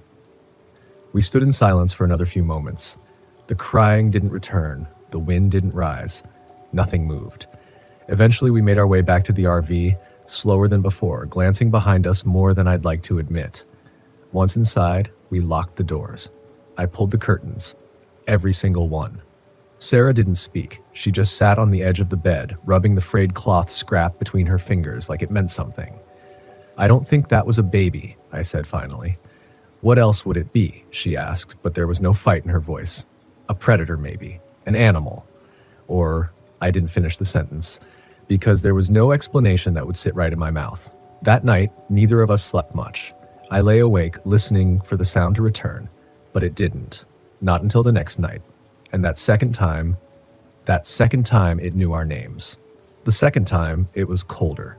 The wind had picked up sometime during the day, carrying grit that hissed against the windows like the desert trying to get in. We spent most of that afternoon pretending like nothing had happened, sitting outside, reading, quietly making lunch. Neither of us mentioned the baby, the cloth scrap, the footsteps. But the silence was heavier than it had been before, and Sarah didn't look me in the eyes much. She kept checking the edges of the arroyo. Not obviously, not like she was searching, but her gaze drifted there, over and over, as though she expected something to crawl out of it. That evening we sat by the fire again, but it didn't feel the same. The glow was too orange, the darkness beyond it too thick. The wind made the flames stutter and cast strange, jerking shadows across the rocks. I kept the flashlight in my lap this time, just in case. Sarah broke the silence. "Do you think someone's messing with us?" I looked at her. "You mean like a prank?" She nodded. "We're out here alone. Maybe someone knows. Maybe they're trying to scare us." I wanted to agree. I really did. But pranks don't leave perfectly timed cries in the middle of the desert. They don't stop the second you try to find them. And they sure as hell don't. A cry. Just behind us. So sudden, so sharp, it made me drop the flashlight. Sarah was already standing. Her hands flew to her mouth. It was the same sound, but closer, much closer. Like, right behind the RV. I grabbed the flashlight, clicked it on, and stood. Then it cried again. From the other side now. Then again. From farther away. Then closer again.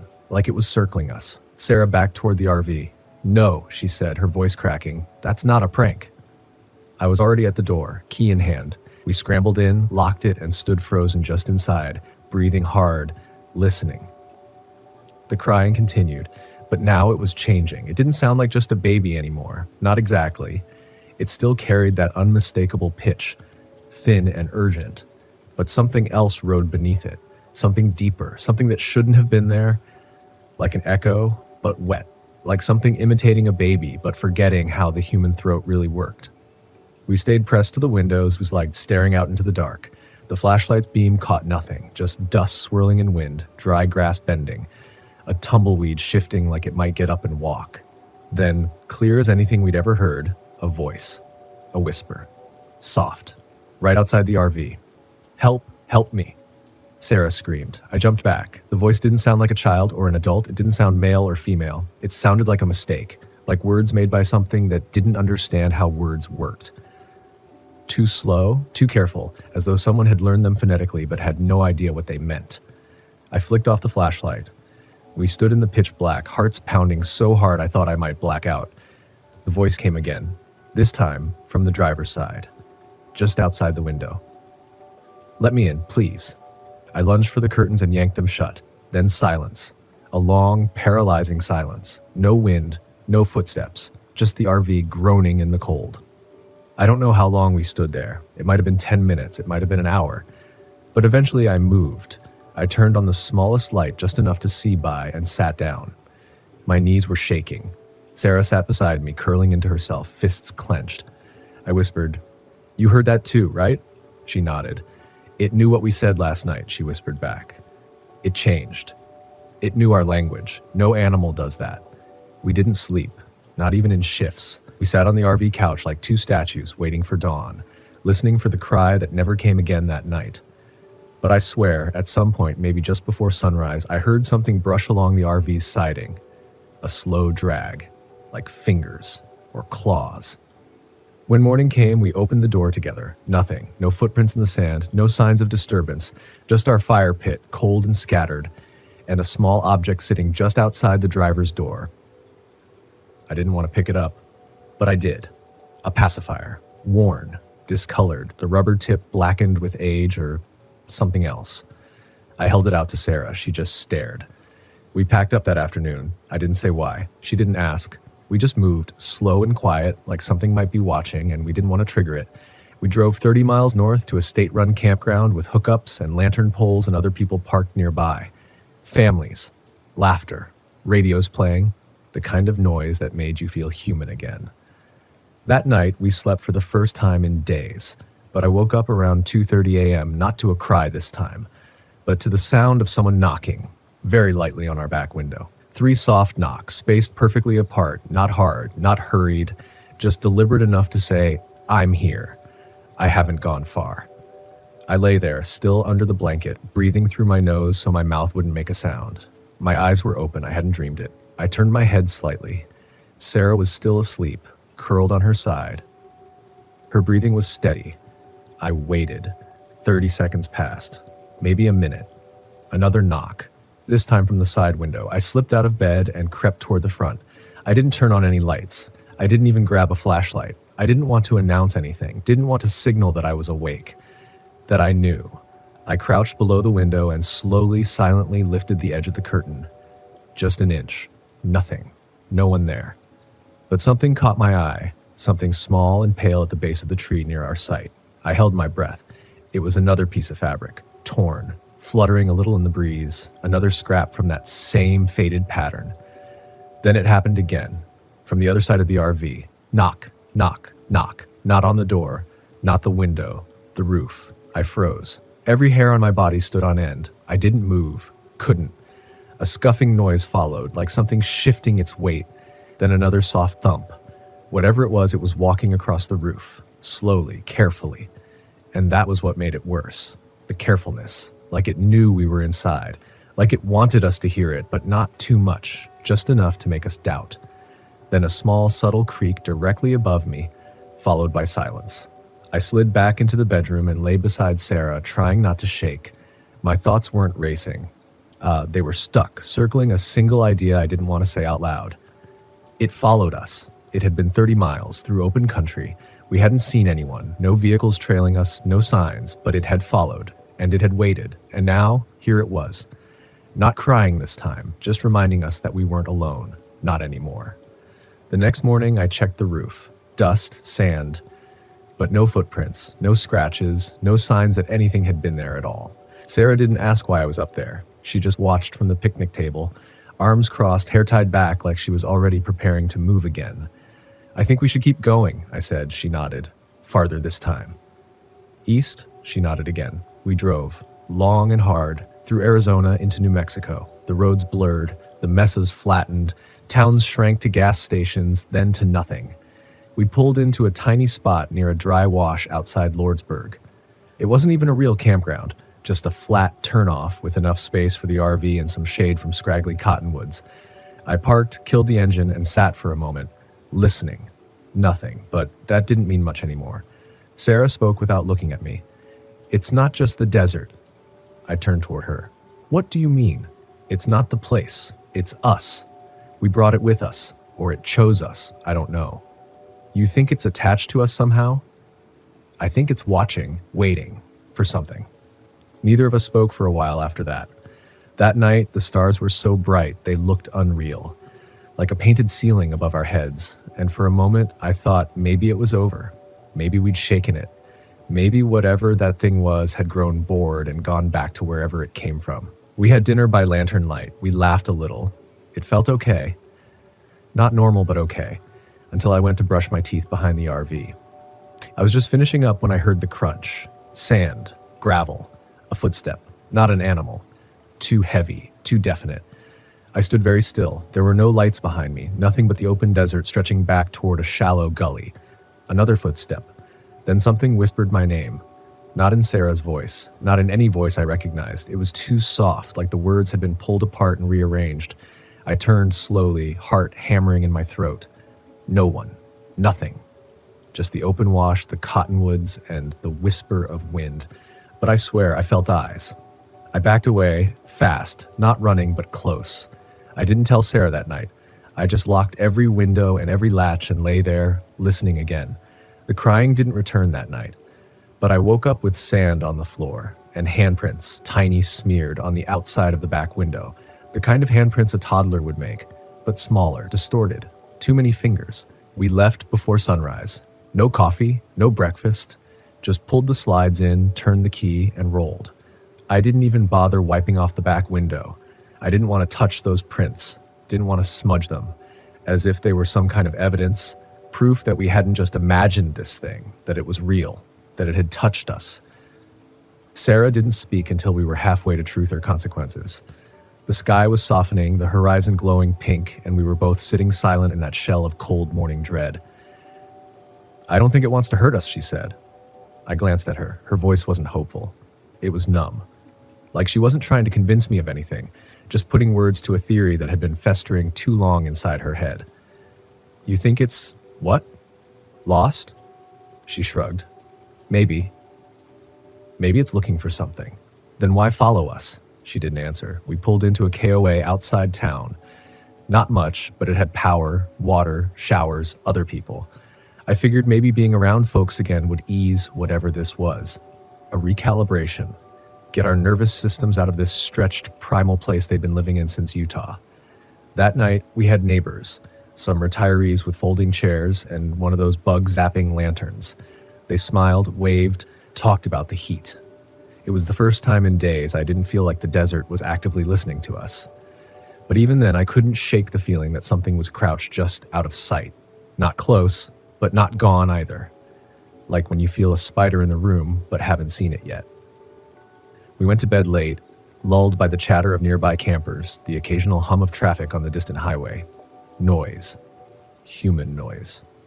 I clung to it. Sometime after 2 a.m., that changed. Everything stopped. No cars, no wind, no insects, just total unnatural silence. Then I heard it, faint, nearly drowned out by my own heartbeat. A rattle, like plastic tapping against metal. I got up, opened the curtain by the kitchenette, and froze. Hanging from the rearview mirror of the truck parked next to us was a pacifier, the same one I'd found outside our RV in Utah. Same color, same cracking rubber tip. I stood there staring at it until the motion sensor light over their door flicked on. Nothing moved, nothing scurried away, but the light didn't click on because of me. Something had triggered it from the far side of their RV. Something that wasn't there anymore. I closed the curtain and sat at the dinette until sunrise. When the couple next door came out, the pacifier was gone. Sarah and I left again that afternoon. We stopped explaining why. We stopped making decisions based on logic. We were just trying to stay ahead of it now, like outrunning smoke. For days, we wandered. Campsites became shorter stays. We stayed away from back roads, away from canyons and washes. I kept checking our tires, convinced there'd be drag marks in the dirt behind us like something was holding on beneath the frame. Sarah barely slept. I'd catch her staring into the dark through the window beside our bed, not moving, not even blinking. Once, just as I was drifting off, I heard her whisper, "It's getting closer." I didn't ask how she knew. I just believed her. We finally made it to White Sands, open, flat, nothing but dunes and sky and wind. I thought maybe the starkness of the place would make it easier to spot, to see if it came again. No shadows to hide in, no trees to whisper through. We found a spot near the edge of the park, legally just outside the border. Remote, beautiful, blinding in the daylight. That night, we didn't light a fire. We sat inside with the windows open, listening to the wind rush over the sand, and then just before midnight, we heard it again. But this time it wasn't crying. It was laughing. A tiny, broken giggle, like a baby learning the sound for the first time, except it wasn't right. The rhythm was wrong, the spacing too perfect. The tone didn't shift, it just looped, like something had heard laughter once and was playing it back, over and over. Then something brushed against the RV's undercarriage. I grabbed the flashlight, flicked it on, and stepped outside without thinking. Sarah hissed my name, terrified, but I had to see it. I needed to look it in the face, because if I didn't, I was going to go insane. The wind blew fine white sand across my boots. I circled to the rear. There, something moved. Quick, low. I swung the flashlight. A child? No. A shape the size of a child, but hunched, its back twisted oddly. Arms longer than they should be. It scampered into the dunes and vanished, kicking up sand behind it like an animal. But the trail it left? Not footprints. Handprints. Dozens of them. Like it had crawled the whole way. I didn't sleep that night. Neither did Sarah. We sat in the cab with the headlights on, engine idling just in case. She had her knees tucked up against her chest, staring at the dune line ahead like it might move again. Like it would. When the sun finally came up, the handprints were gone. Wind had erased every trace. But I remembered the pattern. I could still see it behind my eyelids. Small palms pressed into the sand in a spiral, not a path. It hadn't been crawling toward us. It had been circling, drawing something, marking us. We left without a word. We didn't stop for hours, just miles and silence. We passed signs for Las Cruces, for Deming, for nothing towns I didn't even remember later. Somewhere west of the Organ Mountains, Sarah finally broke the silence. "I had a brother," she said. I didn't look at her. I just listened. He died when I was 8. He was only 2. Drowned in the pool. My dad blamed the babysitter. My mom blamed the gate, and I blamed myself. I was supposed to be watching him. I felt my throat tighten. I wanted to say something, anything, but I didn't know what words were safe anymore. I never talk about it, not even with you. It's like this frozen part of me that's always been there, just locked. She turned toward me now, eyes glossy but dry. But when I first heard the crying, that night in Utah, it sounded like him. Not exactly, but enough to make me think, what if? I gripped the steering wheel harder.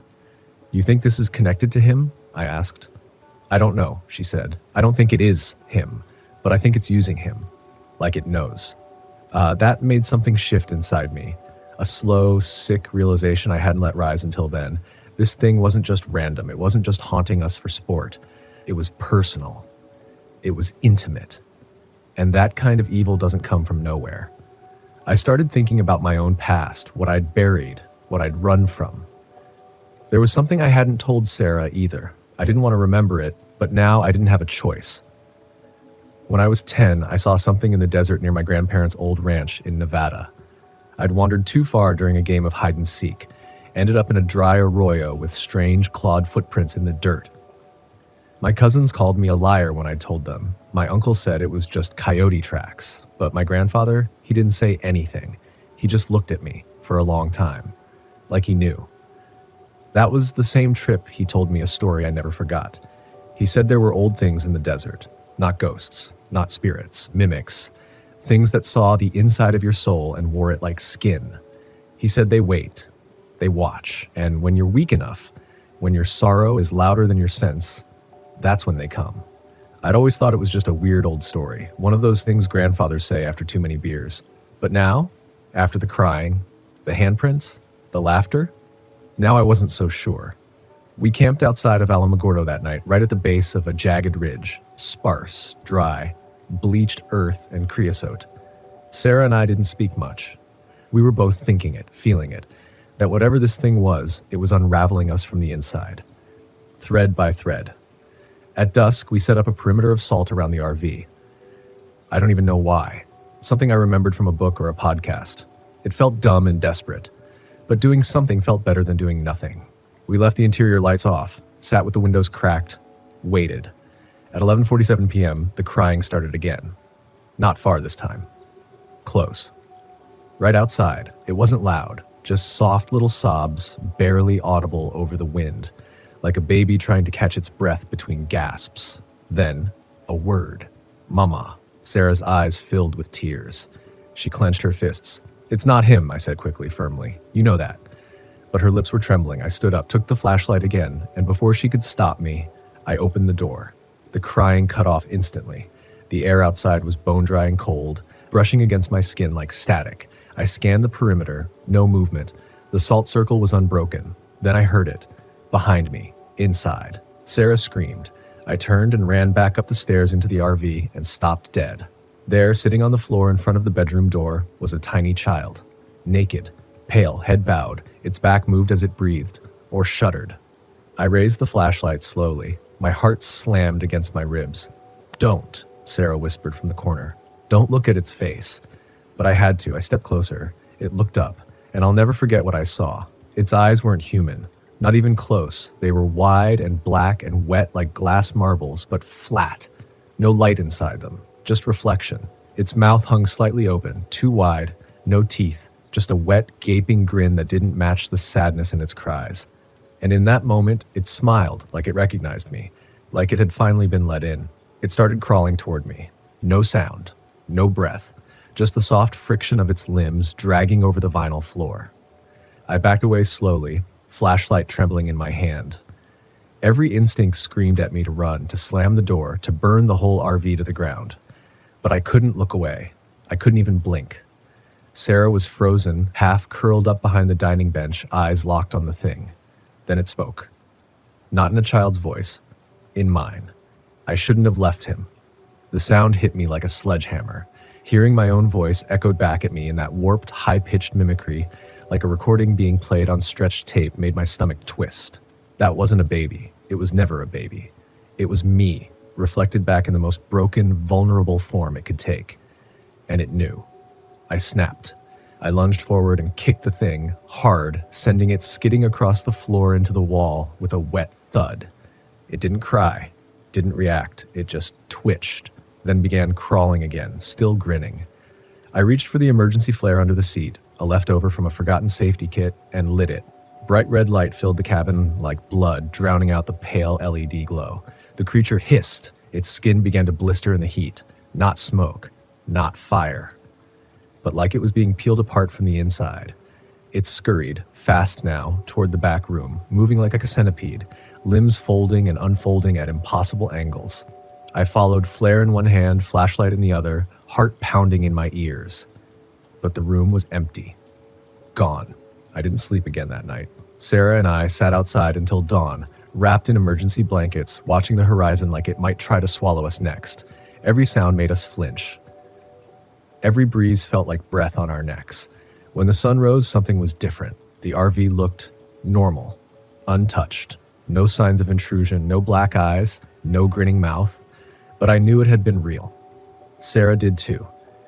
That morning, we made a decision. We were going to find answers, not from the internet, not from podcasts or Reddit forums, but from the people who'd lived in this land long before highways and RV parks ever scarred it. We drove to Mescalero, into the heart of the Apache reservation. I had a friend from college, Alan, whose family still lived there. We hadn't spoken in years, but when I called and told him where we'd camped, what we'd heard, his voice went quiet. He told us to come, not to tell anyone else, just come. His uncle met us at the edge of the village, an older man with deep lines on his face and pale gray eyes that had clearly seen too much. He didn't ask many questions, just walked us down a narrow path behind their home, out into the brush where the desert still breathed untouched by pavement. There was a fire already burning, stones in a ring, sage and something stronger in the smoke. It burned in my throat, made my eyes water. "You heard it?" he said, not a question. Sarah nodded. "You let it see you?" "Yes," I said. "Worse, I let it in." His expression didn't change, just a long breath. "They are not ghosts," he said. "They're older, hungrier. We call them shinadzo, desert mimics. They do not feed on flesh. They feed on sorrow, regret, shame. Whatever you buried, they will wear." I thought about the thing smiling with my voice, the spiral handprints in the sand, the crying. "They'll follow you," he continued, "but only if you listen. That first sound, that cry, it's the invitation. It's not calling for help. It's seeing who will answer." Sarah covered her mouth. "I did," she whispered. "So did I admitted. The elder stirred the fire. The embers sparked upward like fireflies trying to escape. "There is only one way to sever the connection," he said. "You must give it back. Not the mimic, the memory, the shame. Speak it, out loud. Bury it with intention, otherwise it will always find you again." Sarah looked at me, then looked away. "I can't," she said. "You can," the elder said, "or it will return in a different form. A louder cry, a closer face." Silence sat between us for a long time. And then I spoke.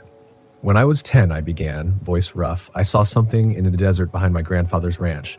I told myself for years it wasn't real, but I think it saw me, marked me. I swallowed hard. I spent years pretending I was okay.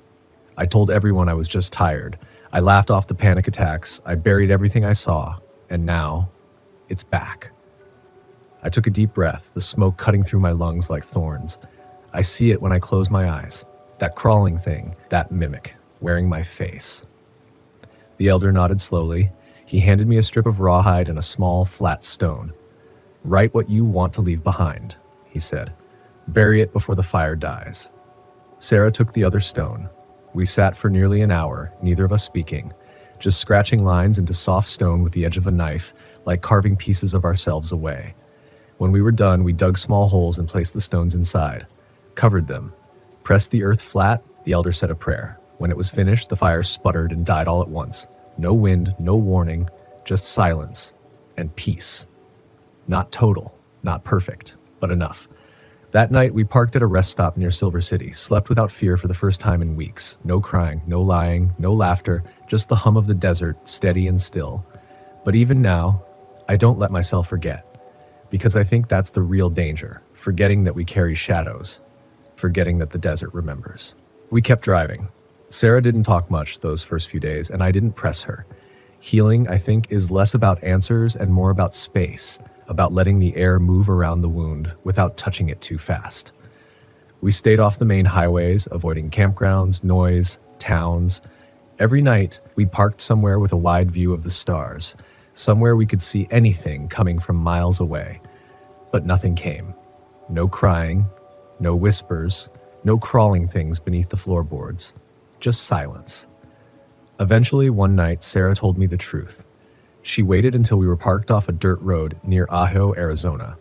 The windows were open. A breeze came in, warm and dry, like the desert was holding its breath.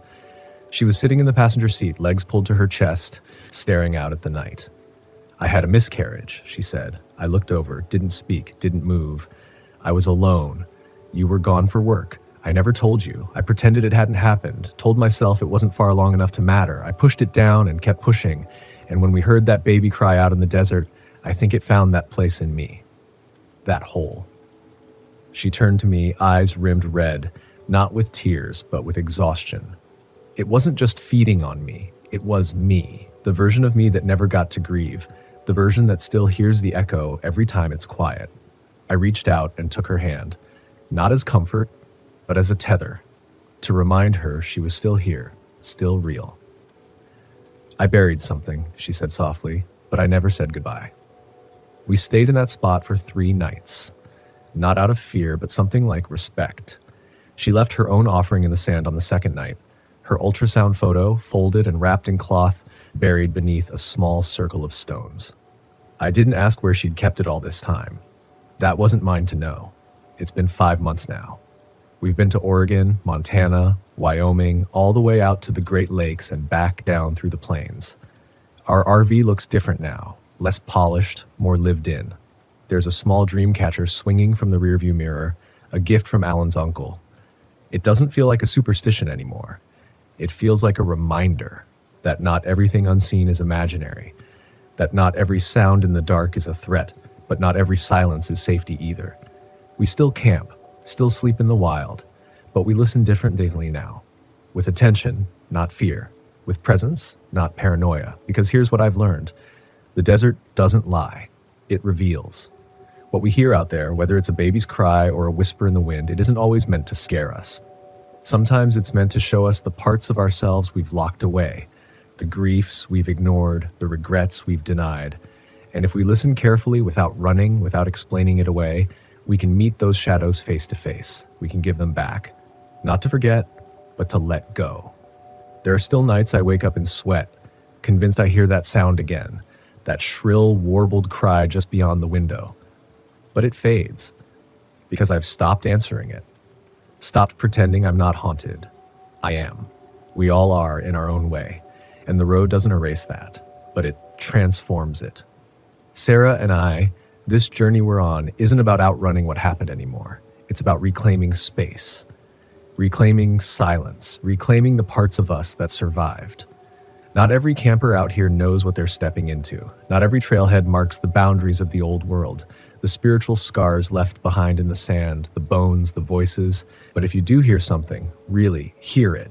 Stop. Don't dismiss it, and don't invite it in unless you're ready to be seen. Because the desert doesn't just echo back what you say, it echoes back who you are, the real you, the fractured you. The part you buried beneath years of noise and asphalt. The part you hoped would stay dead. But nothing stays dead out here. Not in the silence, not in the dark, not where the land still remembers. So if you're out there one night in the middle of nowhere and you hear something that shouldn't be there, a baby crying, a voice calling your name, a knock at the door when no one's outside, don't panic. But don't forget what you carry. Don't forget what you've left behind. Because the land won't, and sometimes it just wants to give it back. Story 5. I don't remember seeing his thumb out. That's the first thing I always go back to when I think about what happened on that drive. His arm wasn't raised, he wasn't waving, he was just standing there, still as a fence post. Not walking, not facing traffic like a normal hitchhiker would. Just there. Middle of nowhere, Arizona, somewhere between Seligman and Peach Springs. The air was so dry it crackled. My buddy Sam was dozing in the passenger seat, his face lit soft orange from the dashboard lights. It was one of those perfect dusks, golden hour, fading into deep desert blue, and we were 3 days into what was supposed to be the most freeing trip of our lives. We had rebuilt the van ourselves, a 1973 Volkswagen Westfalia, forest green and sun-bleached to hell. It had taken us months, blood, sweat, arguments, a cracked transmission, more cursing than I care to admit. But by the time summer rolled around, we had it running like it had been born again. Our goal was simple: drive Route 66 from California to Oklahoma, camp where we could, meet strange folks, maybe get a few good stories out of it. We got more than stories. That stretch of road was quiet, too quiet. No other cars, not even a gas station light off in the distance. Just the straight black asphalt ribbon cutting through dry scrubland, the occasional yucca tree silhouetted against the sky like a warning. I remember the sound of the tires humming, that gentle rhythm that makes your thoughts drift. And that's when I saw him. A man, standing perfectly still on the right shoulder of the road, maybe 20 feet ahead. I slowed instinctively. Not because I meant to stop, not really. Just because it didn't make sense. He wasn't walking. He wasn't turning toward us. He looked like he'd been planted there. Sam stirred. "What's up?" "There's a guy. Up there," I pointed. He sat up straighter, squinted, and then we were next to him. I slowed the van to a crawl. My foot hovered over the brake. We both stared. The man was tall, real tall, lanky in a way that didn't look unhealthy, but wrong. He wore a denim jacket and dusty jeans, boots that looked too new for how remote this place was. His hair was long and tangled, like he'd been out here for weeks. But his face, God, his face looked clean. Pale, no sunburn, no grime, just smooth and expressionless, like a mannequin left out in the desert. I rolled down the window a little. "You all right, man?" He didn't answer at first, just looked at me. His eyes were dark, way too dark for someone with that complexion. Almost like the pupils took up the whole iris, but there was no menace in them, not yet, just blankness, like a flat wall of water. Then he said, "I could use a ride." His voice wasn't weird. That's the thing. If it had sounded wrong, mechanical, or too smooth, maybe we'd have driven on. But it sounded normal, like someone you'd meet outside a bar, a little tired but friendly enough. I glanced at Sam. He shrugged, but his eyes said, "We shouldn't. We were city kids, both of us. Cautious by nature, but something about being out there in the wide open makes you feel different, braver, dumber." I unlocked the sliding door. "Hop in." He did. And the second that door shut behind him, I felt it, like the temperature dropped 3 degrees. The air inside the van changed. He sat on the bench seat in the back, hands folded neatly in his lap, not saying a word. Sam turned around in his seat, watching him. "You headed east?" I asked, trying to keep it casual. "Yes. Where to?" "Doesn't matter." I forced a chuckle. "All right. Well, we're going as far as New Mexico tonight. Probably camp out near the border." He just nodded. Didn't ask for water, didn't comment on the van, didn't introduce himself. Just stared out the window like there was something waiting out there. We drove for maybe 15 minutes in silence. The sun had vanished completely now, and the van's headlights looked like they were struggling against the vast black around us.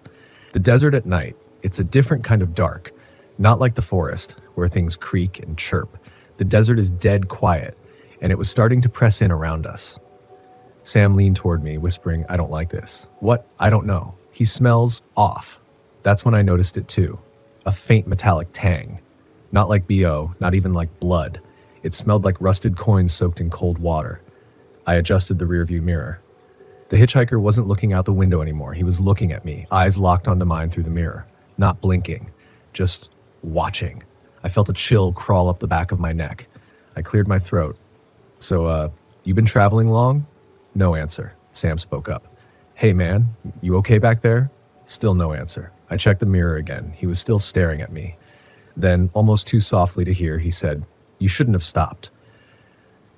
I tapped the brakes. Hard. Sam twisted around. What the hell does that mean? The man, if that's what he was, leaned forward slightly. Not threatening, not sudden, just a slow, deliberate shift of weight. You weren't supposed to see me, he said. The van filled with an awful silence. I could hear the blood in my ears. Sam looked at me, eyes wide, his voice tight. Pull over. I'm not stopping again. I said pull over. No. I didn't know why I said that. I just knew.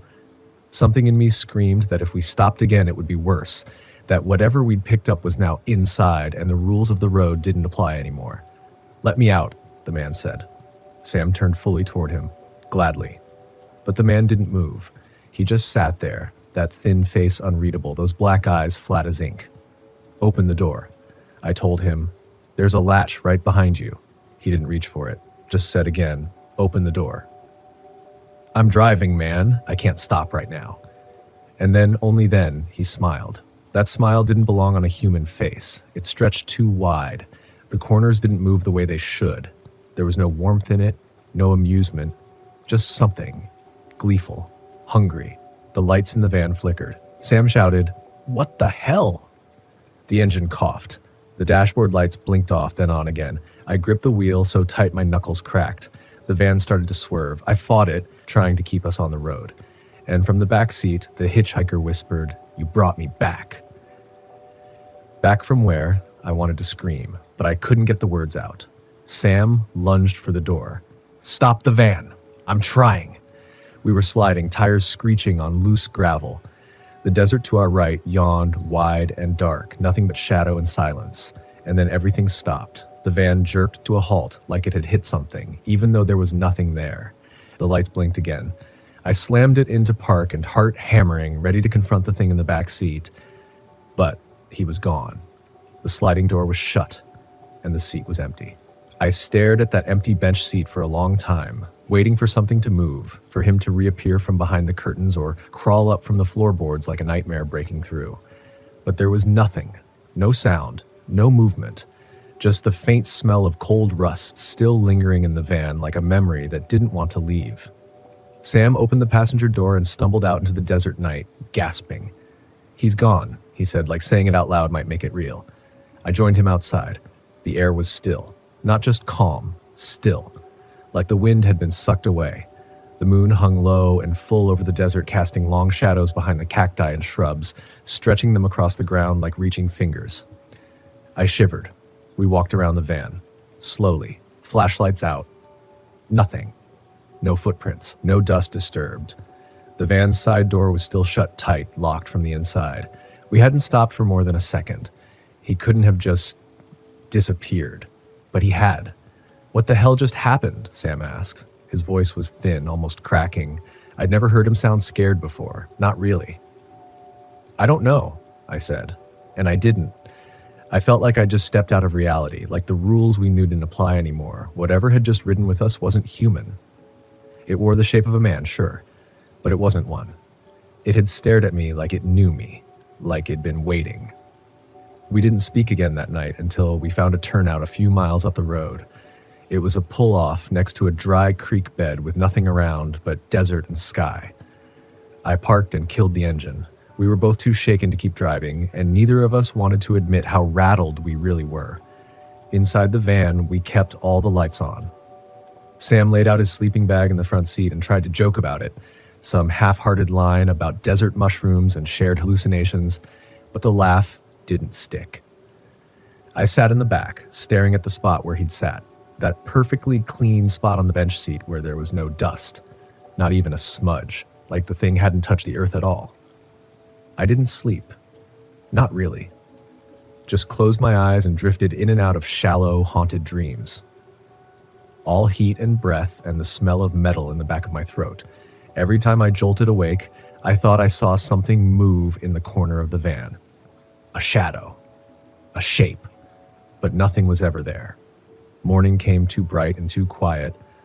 Sam made coffee on the little camp stove, hands shaking just a bit as he poured.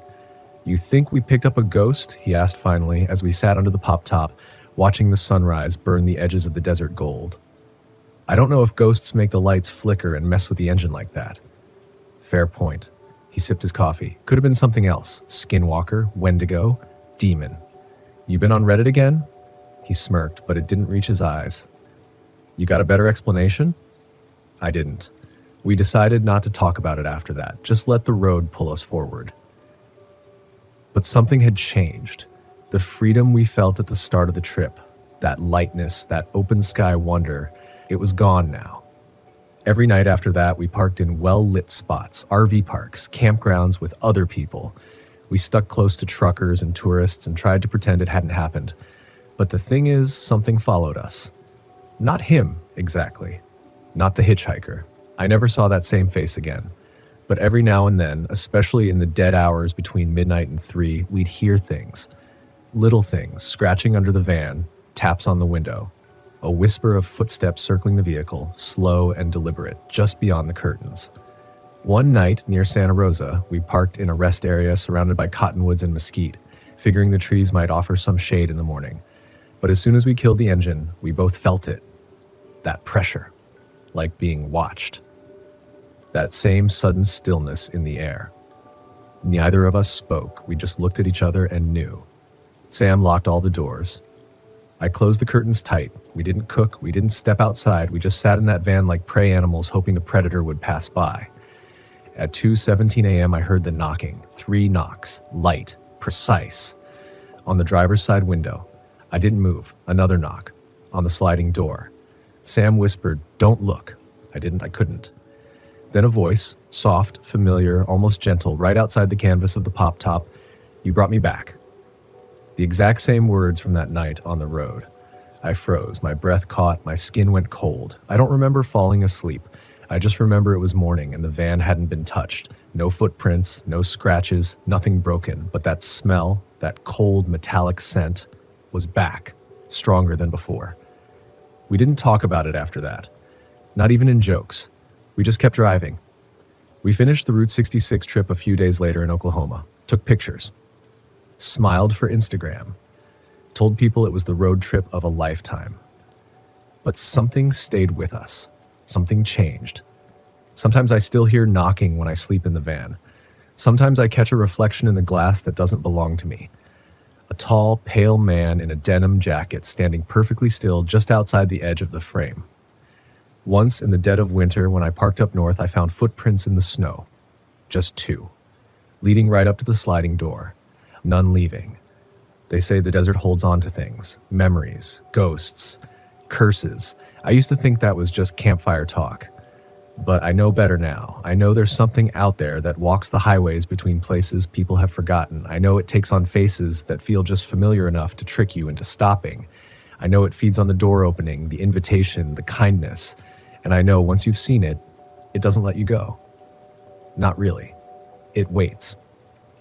And sometimes it knocks. We tried to move on. I mean, what else could we do? Pretend it didn't happen? Treat it like some fever dream?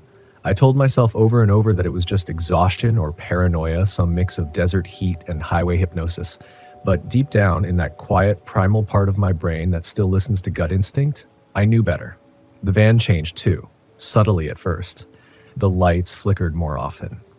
The fan in the back would start spinning on its own in the middle of the night, even when everything was turned off. The smell, that faint rust and ozone scent, became harder to ignore. Not overpowering, but always there, just enough to make you wrinkle your nose and wonder if something was bleeding somewhere in the walls. I tried cleaning everything. I pulled the bedding, sprayed air fresheners, checked the engine for leaks. Nothing helped. Sam stopped coming on trips after that. He said he needed a break from the road, and I didn't blame him. I kept going, though. Maybe I thought if I could outrun it, it'd let me go. Maybe I just didn't want to go back to a normal life, because nothing about me felt normal anymore. A few months later, I was parked outside a place called Amboy Crater in California. I'd gone west again, retracing parts of Route 66, like maybe facing it head-on would break the spell. I rolled into that blackened volcanic field just before sunset. No other campers, just me and miles of cracked lava rock and dead silence. It was beautiful in a kind of haunted, scorched earth way, the kind of place that feels like it remembers when the world was still angry. I cooked dinner with the doors open, letting the cool desert air drift in. I was starting to feel almost peaceful, like maybe the road had finally loosened its grip. Then I saw the figure, about 30 yards away, just standing at the edge of the old trailhead, a tall, thin silhouette against the orange sky. Still, watching. I didn't move. It wasn't him, not exactly, not the same face.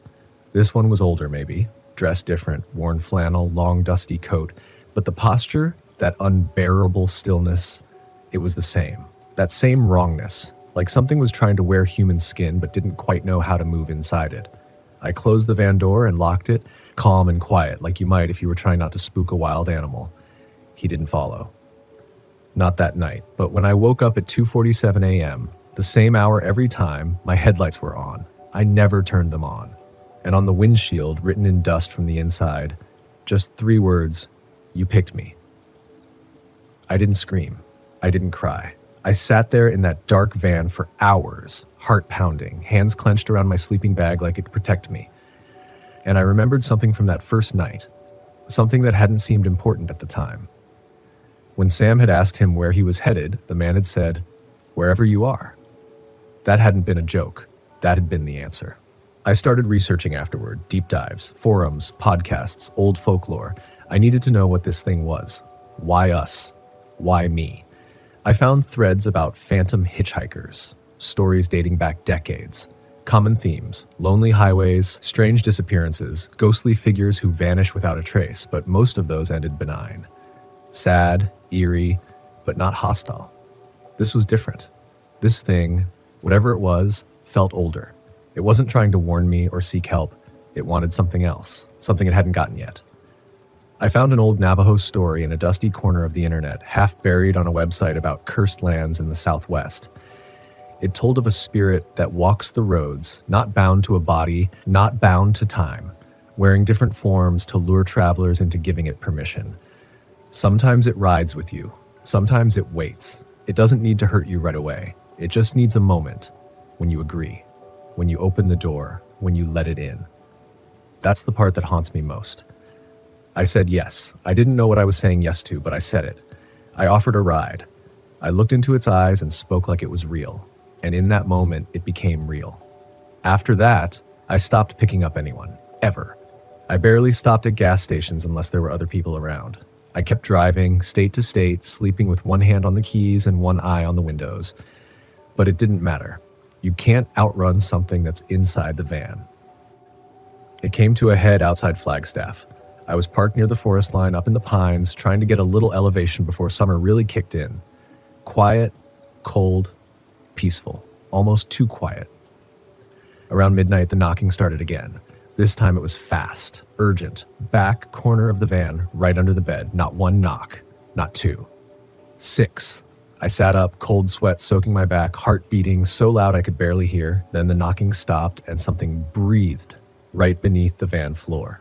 Close, slow, like something was pressing its face to the metal and whispering into it. I grabbed the keys, climbed into the driver's seat, started the engine. As I did, the back of the van shifted, like weight had just been lifted off, like something had been inside and just stepped out. I tore down the mountain road, tires spitting gravel, didn't look back once. Eventually, I had to stop. I pulled into a Love's gas station on the outskirts of town, parked under floodlights, surrounded by trucks and movement and normalcy. And I sat there. Sat until the sun came up, and I cried. Not out of fear, not even from exhaustion. I cried because I realized something I hadn't been willing to admit until then. This wasn't just happening to me, it was attached to me. Everywhere I went, it followed. Not always seen, not always felt, but there, waiting, watching. And I had no idea what it wanted, only that it wasn't done. I haven't picked up another soul since that night. Not a hitchhiker, not a stranded tourist, Not even a kid waving with a flat tire. It broke something in me, something I used to love about the road, the openness, the connection, the humanity. Now I see shadows in every reflection. I hear knocking in places that should be silent. I've learned to tell the difference between normal footsteps and the ones that don't leave tracks. And if you're ever driving Route 66 and you see someone on the shoulder, someone tall, pale, with a denim jacket and a look in his eyes that chills you even under the desert sun, keep driving. Don't stop, don't roll down your window, don't ask where he's headed because he's not going somewhere. He's going with you.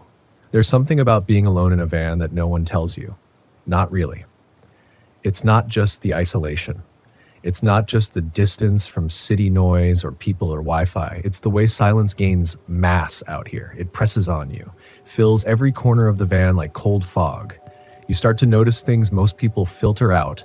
The creak of fiberglass under temperature change, the hum of your own heartbeat echoing in your ears, the subtle shift of weight when no one else is moving.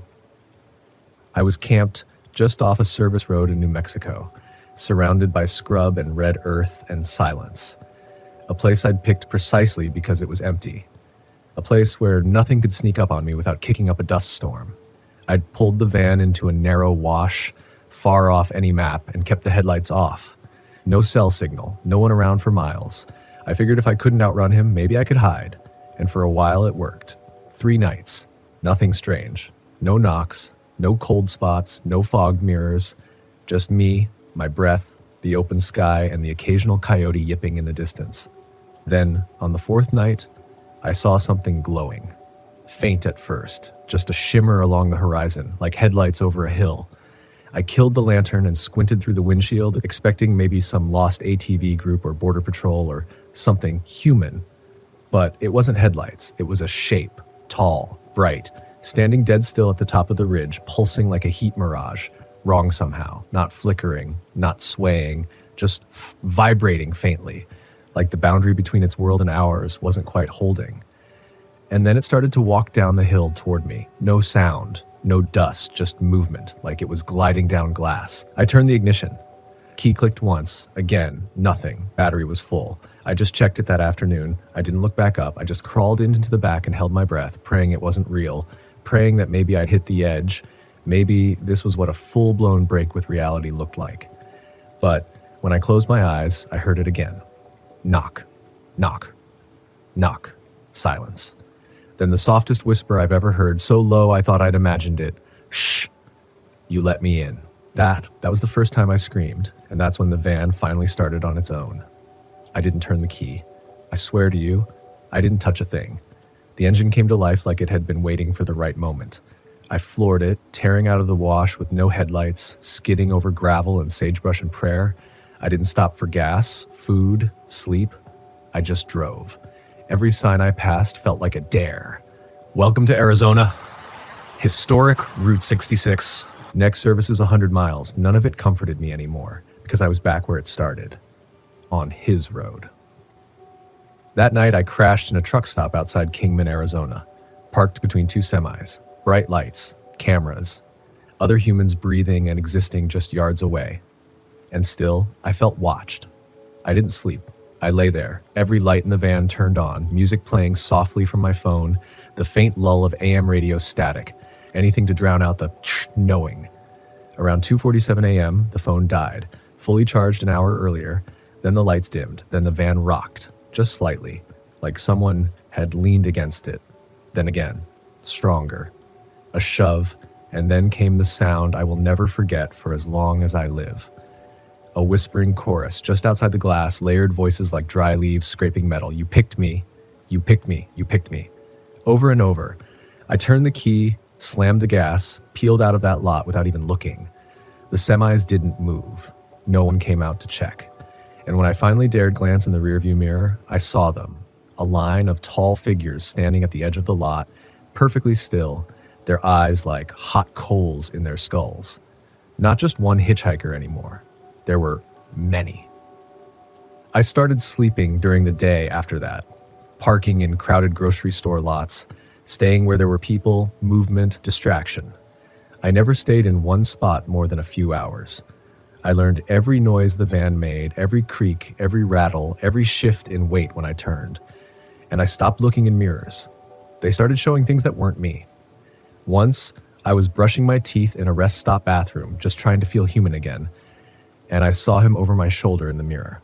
Clear as day. Same pale skin, same unnatural stillness. But when I turned around, the room was empty. That night, I ripped the rear view off the windshield and threw it into the desert.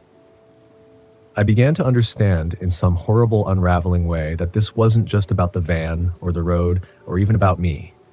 These things, they fed off something deeper. Regret. That's what bound them to me. It wasn't just that I let him in, it was that I doubted myself afterward, that I looked back, that I questioned the moment instead of trusting my gut. I gave them a door, and every time I flinched, every time I wondered if I was imagining it, they stepped a little further through. That's the part they want. The hesitation, the denial. They don't need fear. They need your permission. I thought about abandoning the van, leaving it to rust in the middle of nowhere, just walking off into the desert and letting the sun burn everything away. But I couldn't do it because that van isn't just haunted. It's mine. It's been with me through everything. Good, bad, terrifying. It's my home, my shield, my warning. And if I give it up, who gets it next? Who climbs in behind the wheel, smiling at the open road, not knowing what waits when the sun goes down? I can't let that happen, so I stay with it. I drive. I sleep with one eye open and a knife near the door, even though I know it won't help. I tell my story every chance I get, to truckers, to strangers at rest stops, to kids who think the road is just a playlist and pretty views. I tell them, don't pick up hitchhikers. Don't ignore that gut feeling when the air gets too still. And if you ever find yourself on Route 66 late at night and you see a man standing by the road with his thumb out and his eyes too wide for his face, keep going. Because once you let him in, he's never really gone. I'm writing this from a public library in northern Utah. Free Wi-Fi, a clean bathroom, bright fluorescent lights. Feels like a sanctuary, at least for now. The van's parked in the lot, backed into a corner space so I can watch it through the window. I still have to know where it is. Still have to keep it in sight. It's like a wound I can't stop picking at. Or a pet I can't abandon, even when it growls at me in my sleep. I know how that sounds. I really do.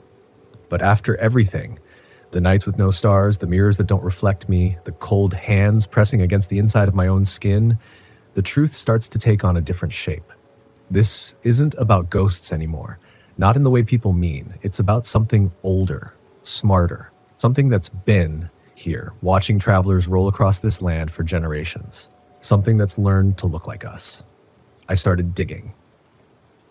Between gas station catnaps and long drives under empty skies, I found stories. A guy in '79 who saw a man step out of a cornfield and walk alongside his RV for 3 miles, never breaking pace, never blinking.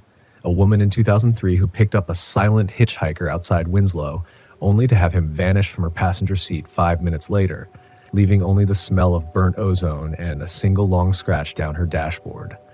A family in 2016 whose van veered off the road during a sudden blackout near Tucumcari. They woke up with no injuries, but a new scar on their daughter's shoulder that hadn't been there before. A perfect oval, ringed with symmetrical dots, surgical, precise. They all tried to forget, they all tried to move on, and none of them ever really did. Because once you see it, once it sees you, you can't go back to the ordinary world. It follows. It waits, sometimes for years, and then it knocks. I've been trying to remember the exact moment I made the mistake, the specific instant I gave it what it needed. Was it when I opened the door, or when I offered water, or maybe when I looked into his eyes and let myself feel sorry for him? I've replayed it 1,000 times trying to isolate the sin, but maybe that's the trick. Maybe it wasn't any one thing. Maybe it was all of it. That first moment of hesitation, that doubt, was like blood in the water, and now I live in its tide. I've developed habits, routines, not superstitions, not really, just precautions born from raw necessity. Never drive past midnight, never camp alone 2 nights in a row, never sleep near a dry wash or a place that feels hollow, never listen when you hear voices calling your name, never answer when you hear knocking and see no feet beneath the door. And if you do see feet, don't assume they're human. I used to think the scariest thing about being on the road was getting lost. Now I know better. It's being found. There was one night in Colorado, just a few weeks ago, that almost broke me. I'd pulled into a free Bureau of Land Management spot off a forest road. Just a clearing in the trees, barely room to turn the van around. But I was exhausted, shaking. I hadn't slept in almost 2 days, and the clearing felt calm. I told myself I'd just rest my eyes for 20 minutes. I woke up to the van door open, wide open, the curtain fluttering, air like ice, the sound of whispering, not around me this time, but inside the van, inside my mind. They were crawling in now, through the seams, through the cracks in my thinking, using my memories like tools, like entry points, showing me things I wanted, things I feared, faces of people I'd lost, my father's voice, my ex's laugh, a smell I hadn't caught since childhood, cinnamon and wet leaves, pulling me into a dream I didn't agree to. I curled into the corner and screamed until I passed out. When I woke up, the door was closed, and every window was fogged from the inside, except for one long handprint drawn in the condensation across the windshield, upside down, from inside the glass. I didn't drive for a while after that. I just sat there in the daylight, arms wrapped around my knees, waiting for the sky to fall. It didn't. But something shifted that day. I felt it. They weren't trying to scare me anymore. They were testing me. Like something in me was changing too. Like I'd crossed some threshold without realizing. Here's the part that matters, the part I want someone to understand. They feed on disconnection, on rootlessness, on our desperate need to be anywhere but here. They offer direction when we feel lost, purpose when we feel numb, guidance when we don't trust our own instincts. They give you what you think you want, and they take what you didn't know you were giving. When I picked up that hitchhiker, I wasn't just being nice. I was running from something, from a breakup, from guilt, from the weight of a life I hadn't really committed to. He knew that. He saw that weakness like a crack in glass, and all he had to do was press. I wasn't cursed. I was chosen, and now I'm trying to make peace with that. So here's what I've come to believe through all of this. Fear isn't just a warning. It's a compass. We're so used to pushing it down, brushing it off, calling it irrational, but sometimes fear is the only honest thing in the room. It doesn't lie. It doesn't flatter. It doesn't negotiate. It tells you, this is wrong. That night on Route 66, when I saw him standing in the dark, I knew. Before I even stopped the van, before I even rolled down the window, I knew. And I didn't listen. If you're hearing this, maybe you're a traveler too. Maybe you're one of the dreamers, one of the restless ones, the kind of person who finds peace in motion, purpose in maps. That's a beautiful thing. But don't let the road make you forget who you are. Don't mistake open space for safety. Don't confuse quiet for peace. And above all, don't open your door to something that doesn't belong, because not everything on the road is lost. Some things are looking, some things are waiting. And if you let them in, you may never drive alone again.